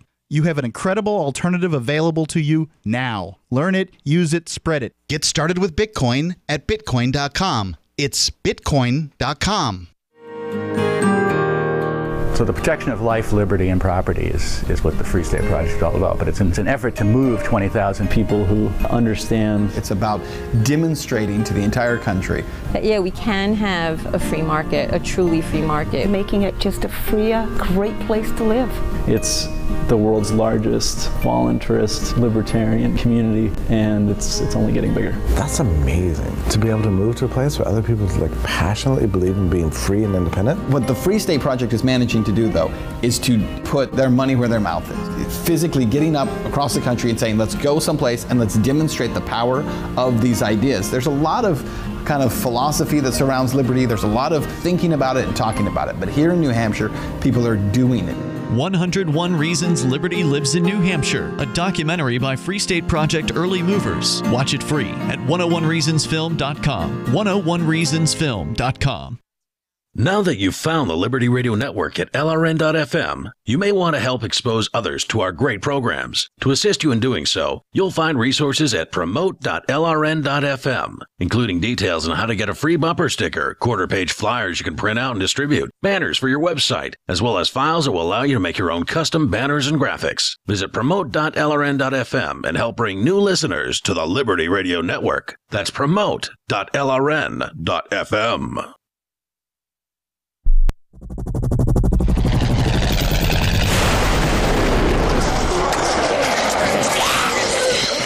In Survivor Max 2, School Bites, Max must scavenge through a wasteland swarming with the undead. Desperate to find the medicine he needs, he discovers a community of survivors at his former school. Has he finally found the safe haven he's been looking for, or will he discover that school bites? Look for Survivor Max on Facebook, read reviews on Amazon, and read Chapter 1 at survivormax.com.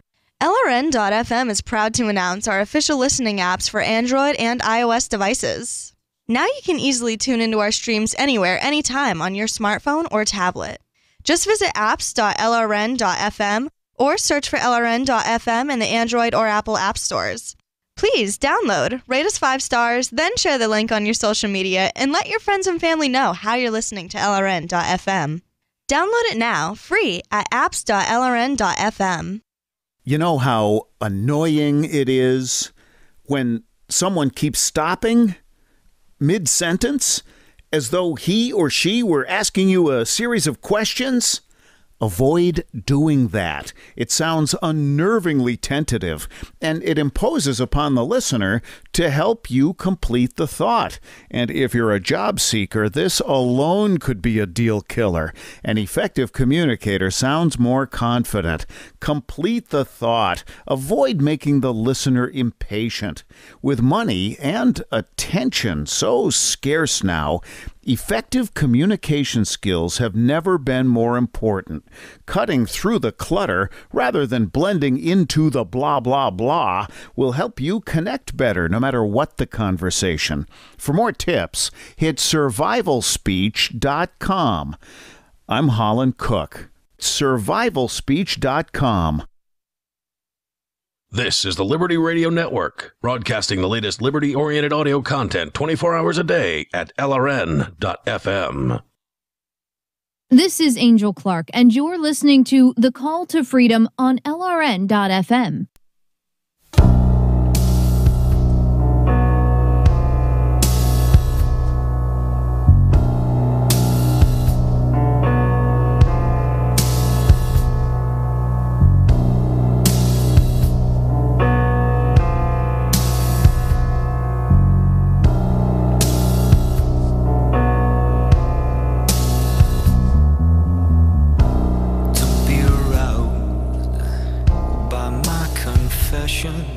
All right, welcome back to the Call to Freedom here on LRN.FM, where we are discussing trans privilege, and I ended up into a conversation about privilege in general.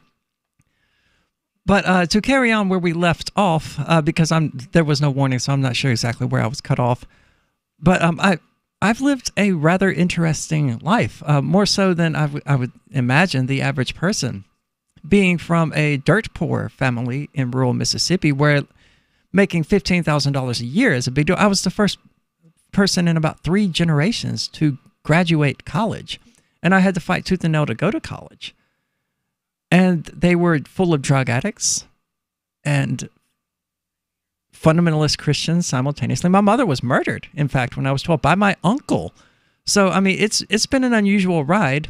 Lord. Yeah, but you know, it plays into that whole do you have white privilege or do you have trans privilege kind of thing. And, you know, it scratches that part of the brain that goes, how could I possibly be privileged when all of this has happened around me and to me, and being sent to Pray the Gay Away camps 3 summers in a row.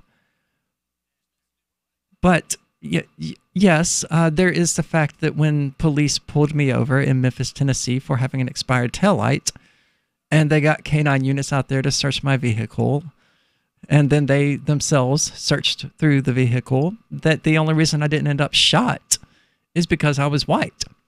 And when I got pulled over on the interstate and had a 38 special in the console right beside me, and the cop wanted my insurance, and that was where I kept my insurance, and I flipped it open and there was a gun sitting right there that I had completely forgotten about and that the cop looked straight at. The only reason I didn't get shot then and there is, again, because I'm white.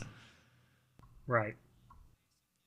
But, you know, whether that has any impact on my day-to-day life or just my interactions with police, you know, I don't know how much of that really impacts my life, but I would say very little, because I mean, both of those instances could have been avoided anyway if I hadn't had expired tags on both occasions, because I don't approve of paying the state for the right to drive. But the whole concept of privilege is rooted in that sort of collectivism, and it's impossible to deny that human beings do tend to treat others as tribes, would be the word. Tribalism is the best way to describe it. White people generally treat white people better than they do non-white people. The inverse is true of black people, or Chinese people, or Japanese people, or any sort of nationality, or any sort of group identity. And the issue that we have with trans privilege is that people on the left, the leftist tribe, the neoliberal tribe, the democratic tribe, treat LGBT people infinitely better than they do people who are not part of the democratic coalition of various minorities. And I think that's where they're coming from, which is that any criticism leveled from the other group, from the right, from the cis, straight, hetero people who are not fans of trans people, their criticisms would be written off as transphobic. And this sort of shields her from any sort of criticism from people who disagree with her. And the people who agree with her won't criticize her because they agree with her. But it's a double-edged sword, because she's pigeonholed into taking the positions that her quote-unquote allies want her to take. And if she steps outside of that line, they will turn around and criticize her more viciously, more ruthlessly than any conservative ever would. Because by that point... We'll see what happens if she does that. Yeah, but she won't. She won't. Either because she genuinely believes what she's saying, or because she knows deep down inside that if she steps out of line and says something like, hey, you know what, maybe we need to let the market take care of health care, she'll be crucified. I mean, it's no coincidence that the Women's March banned conservative groups, or that LGBT groups are doing essentially the same to any sort of right-wing pro-gay groups. And there's this horrific animosity going on now between the left and the right, and ultimately, whether or not people like you in modern society seems to depend on which side of the political aisle you fall on.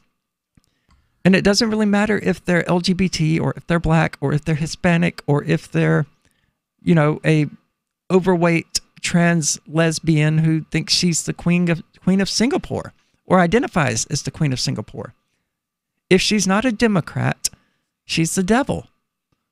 And the inverse is true for Fox News. They're perfectly willing to have Milo on their show, even as they praise companies and bakers for refusing to bake cakes for gay people because they do have that right-wing social position by and large.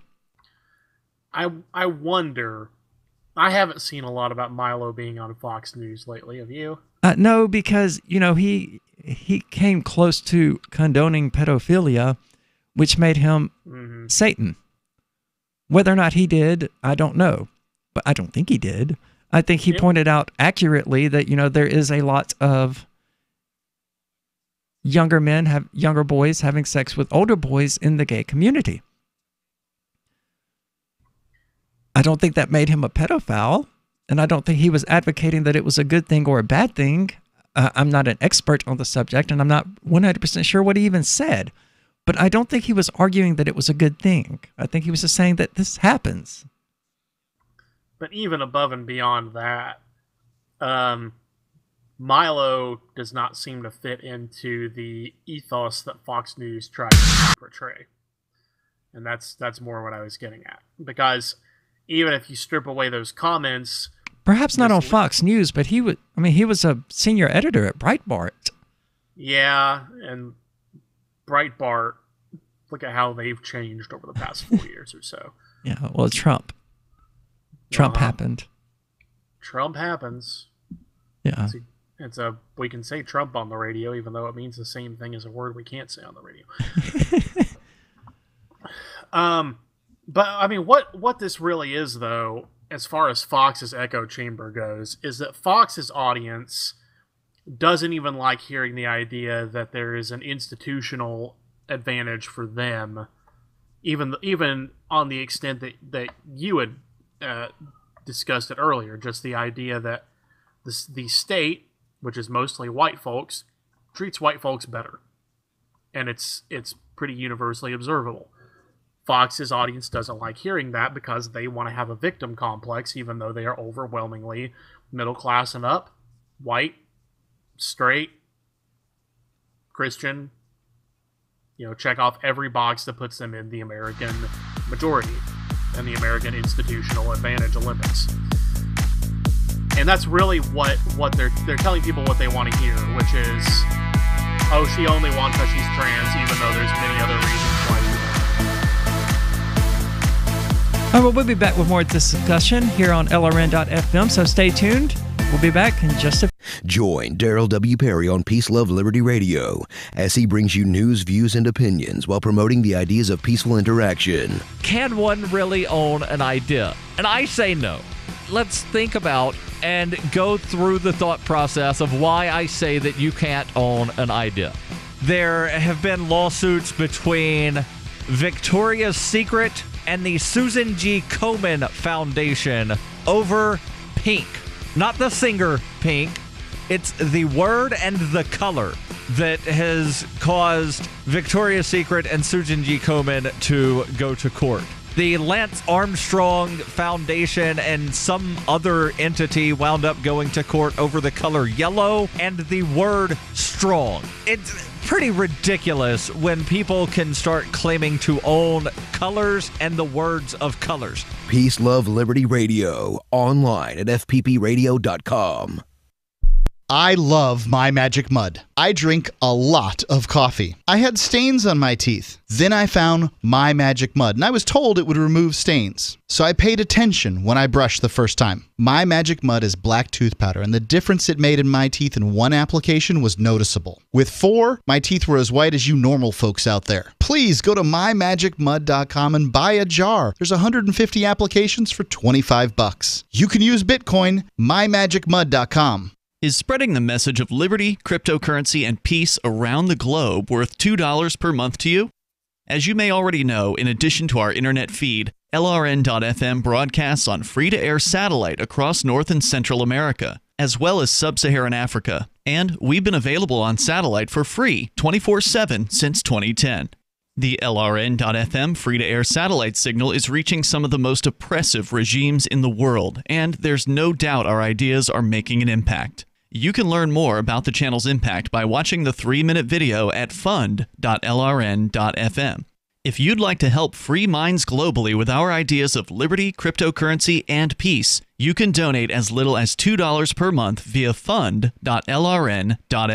You can help us continue and expand our satellite broadcast to multiple continents. Visit fund.lrn.fm today, and thank you for your help. Don't forget to share the link on social media. That's fund.lrn.fm. There are lots of ways to listen to Free Talk Live. Our podcast has been around since podcasts began, and now the FTL feed is loaded with content besides our full show archives. Did you know that we make it easy for you to customize your podcast subscriptions? We have different feeds, one that includes only our full shows, one with just the Daily Digest, and one with just the Edgington Post. You decide what you listen to. It's quick and easy to customize your feeds at feeds.freetalklive.com. That's feeds.freetalklive.com. I've been told no in many different ways. I give you an order and you're going to obey it. George, you can go this way. You can't do that and you have to leave here. You cannot bring signs into the rally. Walk with me. Well, I'm comfortable here, actually. Whoa. Hey. Who do you think you are? Excuse me. There is no video or audio allowed in this office. No, I have work today. You ain't going to make it. Wait a minute. Hey! Oh my God! Unbelievable! Why are you running from me? Because you're scared me. What am I being detained for? You're being served. What is this? You're being served. What is this? Bureaucrats have a funny way of telling people no. That's the sound of the men working on the chain. Derek J's Victimless Crime Spree.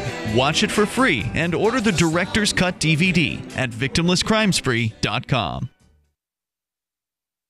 You can sign up to receive the latest about the Liberty Radio Network via our email updates at updates.lrn.fm. That's updates.lrn.fm. You're listening to The Call to Freedom on LRN.FM. تستمتعون إلى برنامج نداء للحرية مباشرة على LRN.FM.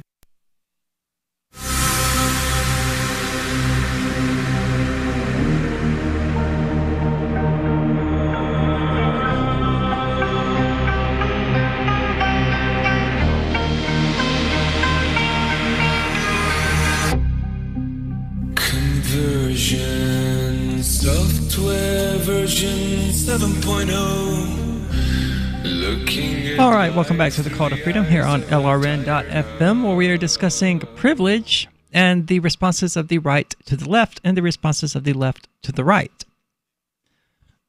And I was actually thinking the other day about how, excuse me, it's really interesting that the left became the enemies that the right had imagined, and the right responded to that by becoming the enemies that the left had imagined. And I actually don't know which one of them started doing it first, but they're both now seem to just be reacting to the other side. For every step the right takes to the right, the left takes one step to the left, or vice versa. And I mean, I don't think it even matters any longer which one of them started it, because they've both just lost their minds. We have actual socialists running for office here in the United States, and we have actual neo-Nazis running for office here in the United States. So I think probably the best way of handling this sort of degeneration into hatred and enmity is to just let these people loose and let them kill each other. And then we can have a free country afterward without all of these psychopaths in it. Haven't we been... Hasn't that been tried? It has. I mean, one of them always wins. You know, that's the problem. They don't actually kill each other. One of them kills the other, and then you have them to deal with, and you don't have the opposing psychopaths on the other side to keep the, the initial psychopaths in line. But I'm not ready yet to say on the air to kill them all. So the best I can get is let them kill each other. That's the best we can do is let people. Oh, well, dear. you know, I debated Matt Kuehnel last year or the year before, I don't recall now, I think it was last year, about the limitations of self-defense. And I said during that debate that there was absolutely no threat of a self-professed Nazi coming anywhere near a position of authority. And then what happen? What happens? A Republican self-professed Nazi wins a primary. So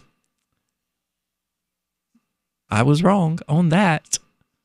But I also would have said that I did say, in fact, that no self-professed socialist would have won a nomination or would have gotten anywhere near a position of power. I said that, you know, these Democrats were insane to think that Bernie Sanders would have won because he's a socialist, and nothing would have inspired people on the right to get out and vote more than running an avowed socialist. But here we have a socialist winning the nomination. And to be fair, the form of socialism that Alexandria Ocasio-Cortez espouses is not nearly as threatening as the brand of Nazism that, say, Arthur Jones espouses. I mean, because I would disagree. I would say that they're equally threatening. At least Alexandria Ocasio-Cortez talks about, well, in order to pay for the stuff I want, we need to stop dropping bombs on people. See, I would say at least the Nazi is honest and upfront about his vicious ideology, whereas Cortez masks it with pretty words and false promises. I think she's completely genuine. Now, you're right about I think she is too, more is the pity. Out. I think the way socialism usually plays out does end up involving dropping a lot of bombs on people. I mean, you can't deny that from history, that the people who have promised that the government would do a lot of things for their own people, it has either been at the expense of their own people who have been intentionally harmed by their own government, or at the expense of other people who have been harmed by a government. But I can certainly see how someone who's bright-eyed and bushy-tailed would think that they could accomplish it some other way. Once she makes it to Congress, we will probably see a dramatic transformation. I mean, we already have. She went from being openly critical of a state in Israel that openly executes civilians for non-crimes, such as touching soldiers or being too close to imaginary borders, to being an apologist for those actions by Israel. And I suspect that trend will only continue, unfortunately. But at the outset, at least, I find it significantly less threatening to see someone who says, and I believe her, that she wants people to have quote-unquote free healthcare, quote-unquote free education, all this seemingly good stuff, versus somebody who wants to relegate people of color to secondary places in society by openly advocating for the use of the force of the state. But they're arguing the same thing. She's just not relegating people to the bottom. The same thing. Yes, they are. She's arguing that people should be relegated to a bottom ladder of the state to be taxed and extorted to pay for health care for others. And he's arguing it. That's not what she's He's arguing it on. Yes, it is. That's how it would play out. That's what she's. It's not my fault. She openly wants. It's not my fault. She lacks the intellect to understand what she's arguing. But that's literally what she's saying. She wants most of the country to be taxed to pay for the health care of everyone else. I can't help it. She doesn't know what the word "free" means, and that someone is going to have to pay those doctor bills, or you're going to have to enslave the doctors. Either way, someone is being shoved to a permanent rung on society's ladders, where they're being told, hey, you're now being enslaved, literally, to pay this cost. Whether they do it to the doctors and the nurses and the pharmaceutical companies, or whether they do it to the masses of people by taxing our labor, it's the same thing either way. The difference is that he's doing it on the basis of race, and she's pretending to be a humanitarian. So he's honest about how he wishes to treat everyone who doesn't agree with him or everyone who is different from him. And she's hiding it behind this veil of, oh, I just want everyone to be taken care of. And I know it sucks that, we have to enslave like 30% of the population or 70%, but, it's for the greater good. And that's exactly what he's arguing. No, it is not exactly the same because he's like we have to wipe out the minorities for the greater good and being stupid about how it works, and one comes from a place of actively wanting to hurt people. Yes, that's my point. He's being honest about what he actually wants and what he intends to do. She is not. I believe her that what she actually wants is not to hurt people. But yes, she does. What he actually wants is to hurt people. Then how does she intend to enact this free health care without hurting anyone? How could she possibly do that, Tom? Well, by not hurting people any more than they already are is how she conceptualizes it. She says she wants to take the money that we're using to drop bombs on people and use the same money that's already being taken from people. And that won't even come close to the cost of Medicaid for all. In reality, it won't. But it's what she thinks. It's what she says she wants. And I believe that that's how she wants things to work, even if they wouldn't really work that way. I believe she's that stupid, too. The way Arthur Jones wants things to work is bad. The way she wants things to work is not so bad. No, it's bad. She's it's just how it would work in reality. She's just paving her road to hell with good intentions, while he's paving his with bad intentions. And I believe that there's a qualitative difference between the two. Yes, the good intention one is far more dangerous, far more insidious. I mean, because that's what these people do. They pretend that they're doing their deeds for the good of humanity when it's not. It's demonstrably bad for humanity. Well, we'll get back with the cannabis news here shortly. We'll try to find some cannabis news. I'm sure that something is going on in the world of marijuana legalization. So stay tuned for that. So you've signed the Shire Society Declaration and are planning your move to New Hampshire to be around more liberty-oriented people. Next, sign up for the Shire Society Forum at forum.shiresociety.com. There are a bunch of people there who are already in the Shire, and they want to meet you. If you're already in the Shire physically, you should also come by the forums. Remember, not everyone uses Facebook. New people are signing up for the Shire Society Forum every month, so drop in and say hello at forum.shiresociety.com. Free Press Publications is an independent, alternative media and publishing company founded in June 2009 with the mission of ensuring a free press for the freedom movement and is committed to spreading the message of peace, freedom, love, and liberty. FPP also gives new authors an avenue for publishing freedom-oriented material. FPP brings you daily news and commentary on the website fpp.cc, as well as a daily 5-minute newscast, FPP Radio News, and weekly news, views, and commentary in the FPP Freedom Minute and Peace, Love, Liberty Radio at fppradio.com, and the monthly newspaper FPP News at news.fpp.cc. Find FPP online at fpp.cc. That's fpp.cc, as in Creative Commons. LRN.FM now has a Discord. Discord is a free text and voice chat platform, and we now have our own server with a bunch of channels at discord.lrn.fm. You can join other listeners as they chat about various things during our live shows, or anytime, day or night. Discord software is available cross-platform, so you can have it on whatever device you want and take your chats anywhere. Join our Discord at discord.lrn.fm. That's discord.lrn.fm.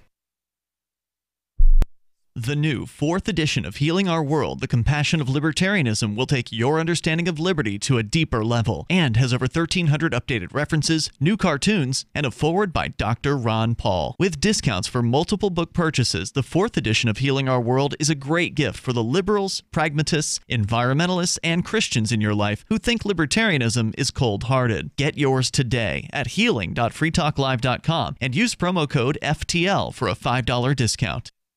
Did you know you can get news updates about what's happening with the Liberty Radio Network delivered in the way you prefer? You can sign up for our email updates at updates.lrn.fm. Plus, you can stay in the loop by joining our Facebook profile at facebook.lrn.fm or follow us at Twitter at twitter.lrn.fm. It's all free, so sign up now at updates.lrn.fm for news updates delivered to your email box, facebook.lrn.fm to follow our Facebook page, and twitter.lrn.fm to receive our tweets. On Free Talk Live, we're bringing people to the ideas of liberty every day. From wrestling superstars like Glenn Jacobs. You guys really are having an impact, I believe. Like I said, a lot of where I am now is due to listening to Free Talk Live. You changed my mind on some very important issues years ago. To random people tuning in on the radio. I was kind of stuck in the left-right paradigm. I heard your show by chance on a Saturday night. From there, I went on, joined the Free State Project, and become an amplifier. So, I mean, that's really the reason why I amp is because I know that if it wasn't for you guys being on as many stations as you are, I never would have found the ideas of liberty. Your amp will directly change more lives by getting Free Talk Live in front of people looking for talk radio online and on the air. When you amp Free Talk Live, you get perks like access to the AMP-only Facebook group and AMP podcast. Visit amp.freetalklive.com. What's up next? Visit the Liberty Radio Network program guide to find out at shows.lrn.fm. That's shows.lrn.fm. You are listening to the Call to Freedom on LRN.fm. आप सुन रहे हैं स्वतंत्रता की पुकार सिर्फ और सिर्फ LRN.fm पे. Let's focus our discussion first on marijuana, okay? Marijuana has a very distinct smell, okay? I'm going to pass around just a little tiny bit, and I want you all to take a smell so you know when someone is smoking marijuana near you.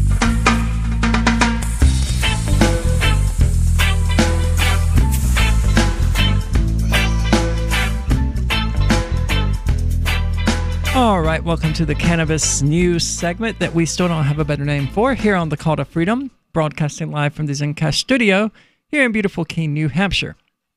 And joined via remote, of course, by Mr. Tom Gray, who has brought a story from very near to us about how 95 people have overdosed on K2 in New Haven, Connecticut this week. Officials say that it's too early to confirm the substances the victims used, but medical experts suspect that K2 is involved. And I actually saw Will mentioning this earlier on Facebook, and his point was, you know, if you legalize the real thing, people wouldn't be smoking this garbage. Also a good chance of the people who overdosed on this stuff, many of them thought they were smoking the drug that should be legal. Interesting. I hadn't thought about that aspect of it. Brought to us by hightimes.com. The casualty toll from this week's epidemic of K2 overdoses has climbed to nearly 100, with the latest report saying 95 people have received treatment for a range of serious reactions, including respiratory failure and loss of consciousness. As of this afternoon, most of the overdose patients have been discharged from the hospital. There were 19 recorded overdoses today, as opposed to the 75 recorded on Wednesday. So far, there have been no fatalities. Police, however, have arrested 3 men they allege are connected to distributing the K2 that caused the rash of overdoses. All 3 suspects were arraigned in state court this afternoon. John Parker, a 53-year-old man, and another unnamed male joined Felix Melendez, 37, who police arrested on Wednesday. Police say that Melendez had K2 on his person at the time of his arrest and 30 bags of the drug at his residence. Courts charged Melendez with violating his probation, but a charge has not been brought for the case 2 yet, according to his lawyer. Melendez was arrested back in May for dealing K2 on the New Haven Green. He faces a 5-year prison sentence for these charges. The judge set his bond at $300,000 based on his 4 prior failures to appear in court. Yeah, that will get you a high bond, man. Yep, failure to appear. John Parker, a 3rd suspect, had bail set at $75,000. Police charged Parker for possession of drugs with the intent to sell after finding 30 bags of K2 in his hotel room. Witnesses told police that Parker often sells bags of K2 for $3 or $5. Parker's lawyer, however, says police don't have evidence that his client's K2 is the same substance that caused the overdose outbreak. I think they'll have that evidence pretty soon, though. New Haven's public health alert remains in effect, and New Haven Police Chief Anthony Campbell says his officers believe there's still more of the dangerous batch of K2 out in the community. Tom, what do you know about K2? Just that it is a synthetic form of marijuana. They call it synthetic marijuana, but as far as I know, the relationship between the two is only in the intended effect and how it's actually smoked. I mean, I've heard it compared more to bath salts than to marijuana. And of course, bath salts are not really bath salts. They're just random junk that gets you high. The only encounter whatsoever I've ever had with K2 was watching some idiot smoke some on YouTube, who then climbed up on his couch and through the blinds and fell out of his window. They're now the K2 is probably not nearly as problematic as the fentanyl that it was apparently laced with. Oh, yeah. Fentanyl is crazy dangerous outside of a medical setting. Yes, they just used it yesterday to murder someone in Nebraska, I think it was. The state did, because they couldn't acquire other lethal drugs. No, it was here. It was Tennessee. That was Billy Ray Irick, I believe. No, you're right. It was Nebraska because it was Jared Hall talking about it. We killed a guy with different drugs here in Tennessee. Yeah. Well, I mean, you've got to be careful of something that they use when the state wants to murder someone. That's probably a substance that you should avoid. Just spitballing there, but, you know, I would tend to think that if the state uses it to efficiently murder people, maybe it's something we shouldn't mess with. Of course, the people smoking this K2 probably didn't know fentanyl was in there. So apparently what's ironic about K2 is that it's actually cheaper than marijuana.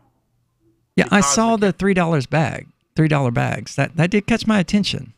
Yeah, because it's not even made from like real plants. It's bits of dried plant material. And it's synthetic chemicals. It's industrial chemicals that are sprayed on bits of dried plant materials and sold under the guise of potpourri and herbal incense. Hold on. What did they spray on it? So it's basically just some random plants? Chemicals. It's the plants are random. The chemicals are industrial in nature. This doesn't say exactly what they are. So it's kind of like huffing Freon. Only you're smoking it instead. A huffing Freon, by the way, equally terrible idea. Very quick way to lose consciousness and kill yourself. Indeed. So I mean, I guess if that's your goal, huff away. Don't huff things. Yeah, but don't let it be your goal. Yeah. Find other goals. Find less stupid goals. Otherwise, you'll end up doing what we love to point out on the show, which is playing stupid games and winning stupid prizes. Yes. And that seems to be, I can't imagine what people were thinking when they say, hey, you know what, let's take this oak leaf we have rotting on the ground outside and let's spray some industrial chemicals on it and then smoke it. Because when you make it you know what this is? To get high safely. You're absolutely right. This is America's version of crocodile. That's what this is. Because Russia has, a heroin epidemic. And the way people are dealing with that is by making their own heroin. Except it's not heroin. It's more potent than heroin. It's also filled with all sorts of impurities that cause people's skin to literally rot off. Don't Google it, by the way, if you have never seen it before. Crocodile is horrific and its effects are horrific. Even if you've got a strong stomach, you still probably don't want to look into it. Yeah. And, it was created because people could not cheaply, reliably, and safely get the heroin that they desired. So here we have in the United States people unable to cheaply, safely, and effectively and efficiently get the marijuana they desire, so they turn to K2. which, while slightly less destructive to the physical body, most of the time doesn't really seem to be any better on the whole than crocodile. And both are incontrovertible evidences that the drug war as an ideology fails. It's terrible, as we say. I mean, it's also similar to people, drinking gasoline and stuff during the Prohibition era, and kerosene, and whatever else they drank to try to get a buzz because they wanted the alcohol and they couldn't get it. I don't know how often that happened. It may have never happened. I don't know. Regardless, if we legalize these substances, we wouldn't have people jerry-rigging their own out of household chemicals and industrial chemicals, and they go, oh, that's close enough. Let's inject it and let's smoke it and see what happens. But don't tell that to old Beauregard. Oh, no. Well, old Beauregard exists in a position of semi-insanity at all times anyway. So I don't think privilege, one might say. Yeah, absolutely. He's one of the most privileged people in the United States. I wouldn't say it's because of his skin color or because of his sex or gender or cisgenderism. I would say it's because he's from a wealthier background, and wealth is the primary distinguishing factor in whether or not someone has privilege. Well, this has been another episode of The Call to Freedom, but don't go anywhere. Stay tuned because Free Talk Live is coming up next.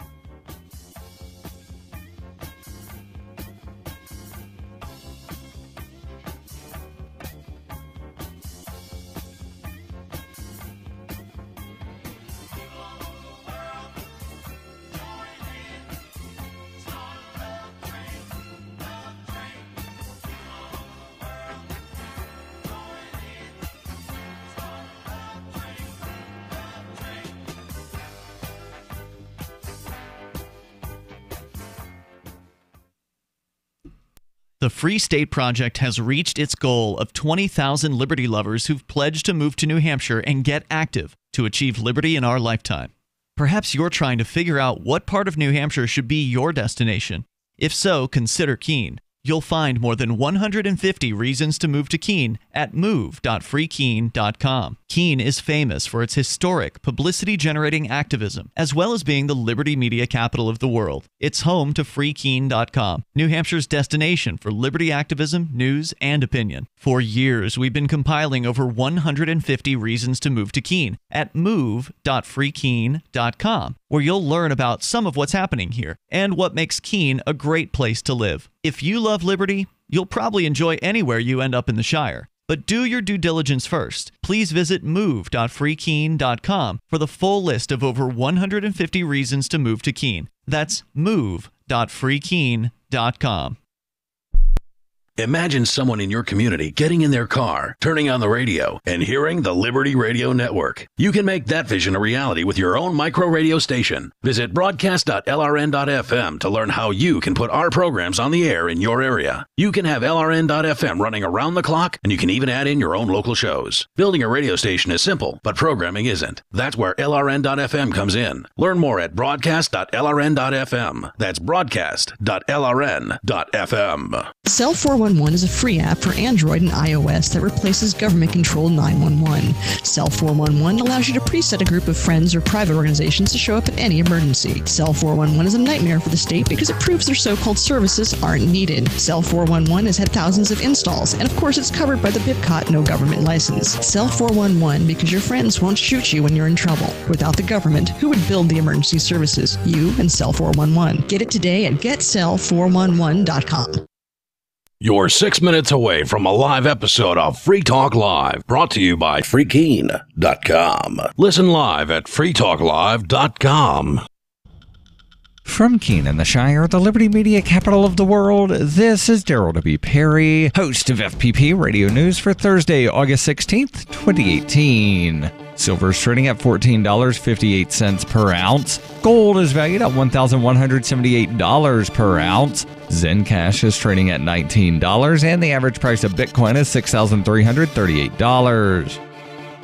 Antiwar.com reports in his signing statement for the 2019 National Defense Authorization Act, President Trump set out his plans to defy congressional attempts to limit involvement in the Saudi invasion of Yemen. Congress has been expressing concerns for quite some time about war crimes. The Trump administration has been eager to participate in the war, but less eager to discuss those times when Saudi warplanes bombed a school or a wedding or a hospital. Most recently, Saudi warplanes bombed a school bus, killing 44 children in the northern village of Dayan. This only adds to the question about U.S. support for keeping those warplanes flying and helping the Saudis pick targets. Secretary of State Mike Pompeo and Secretary of Defense James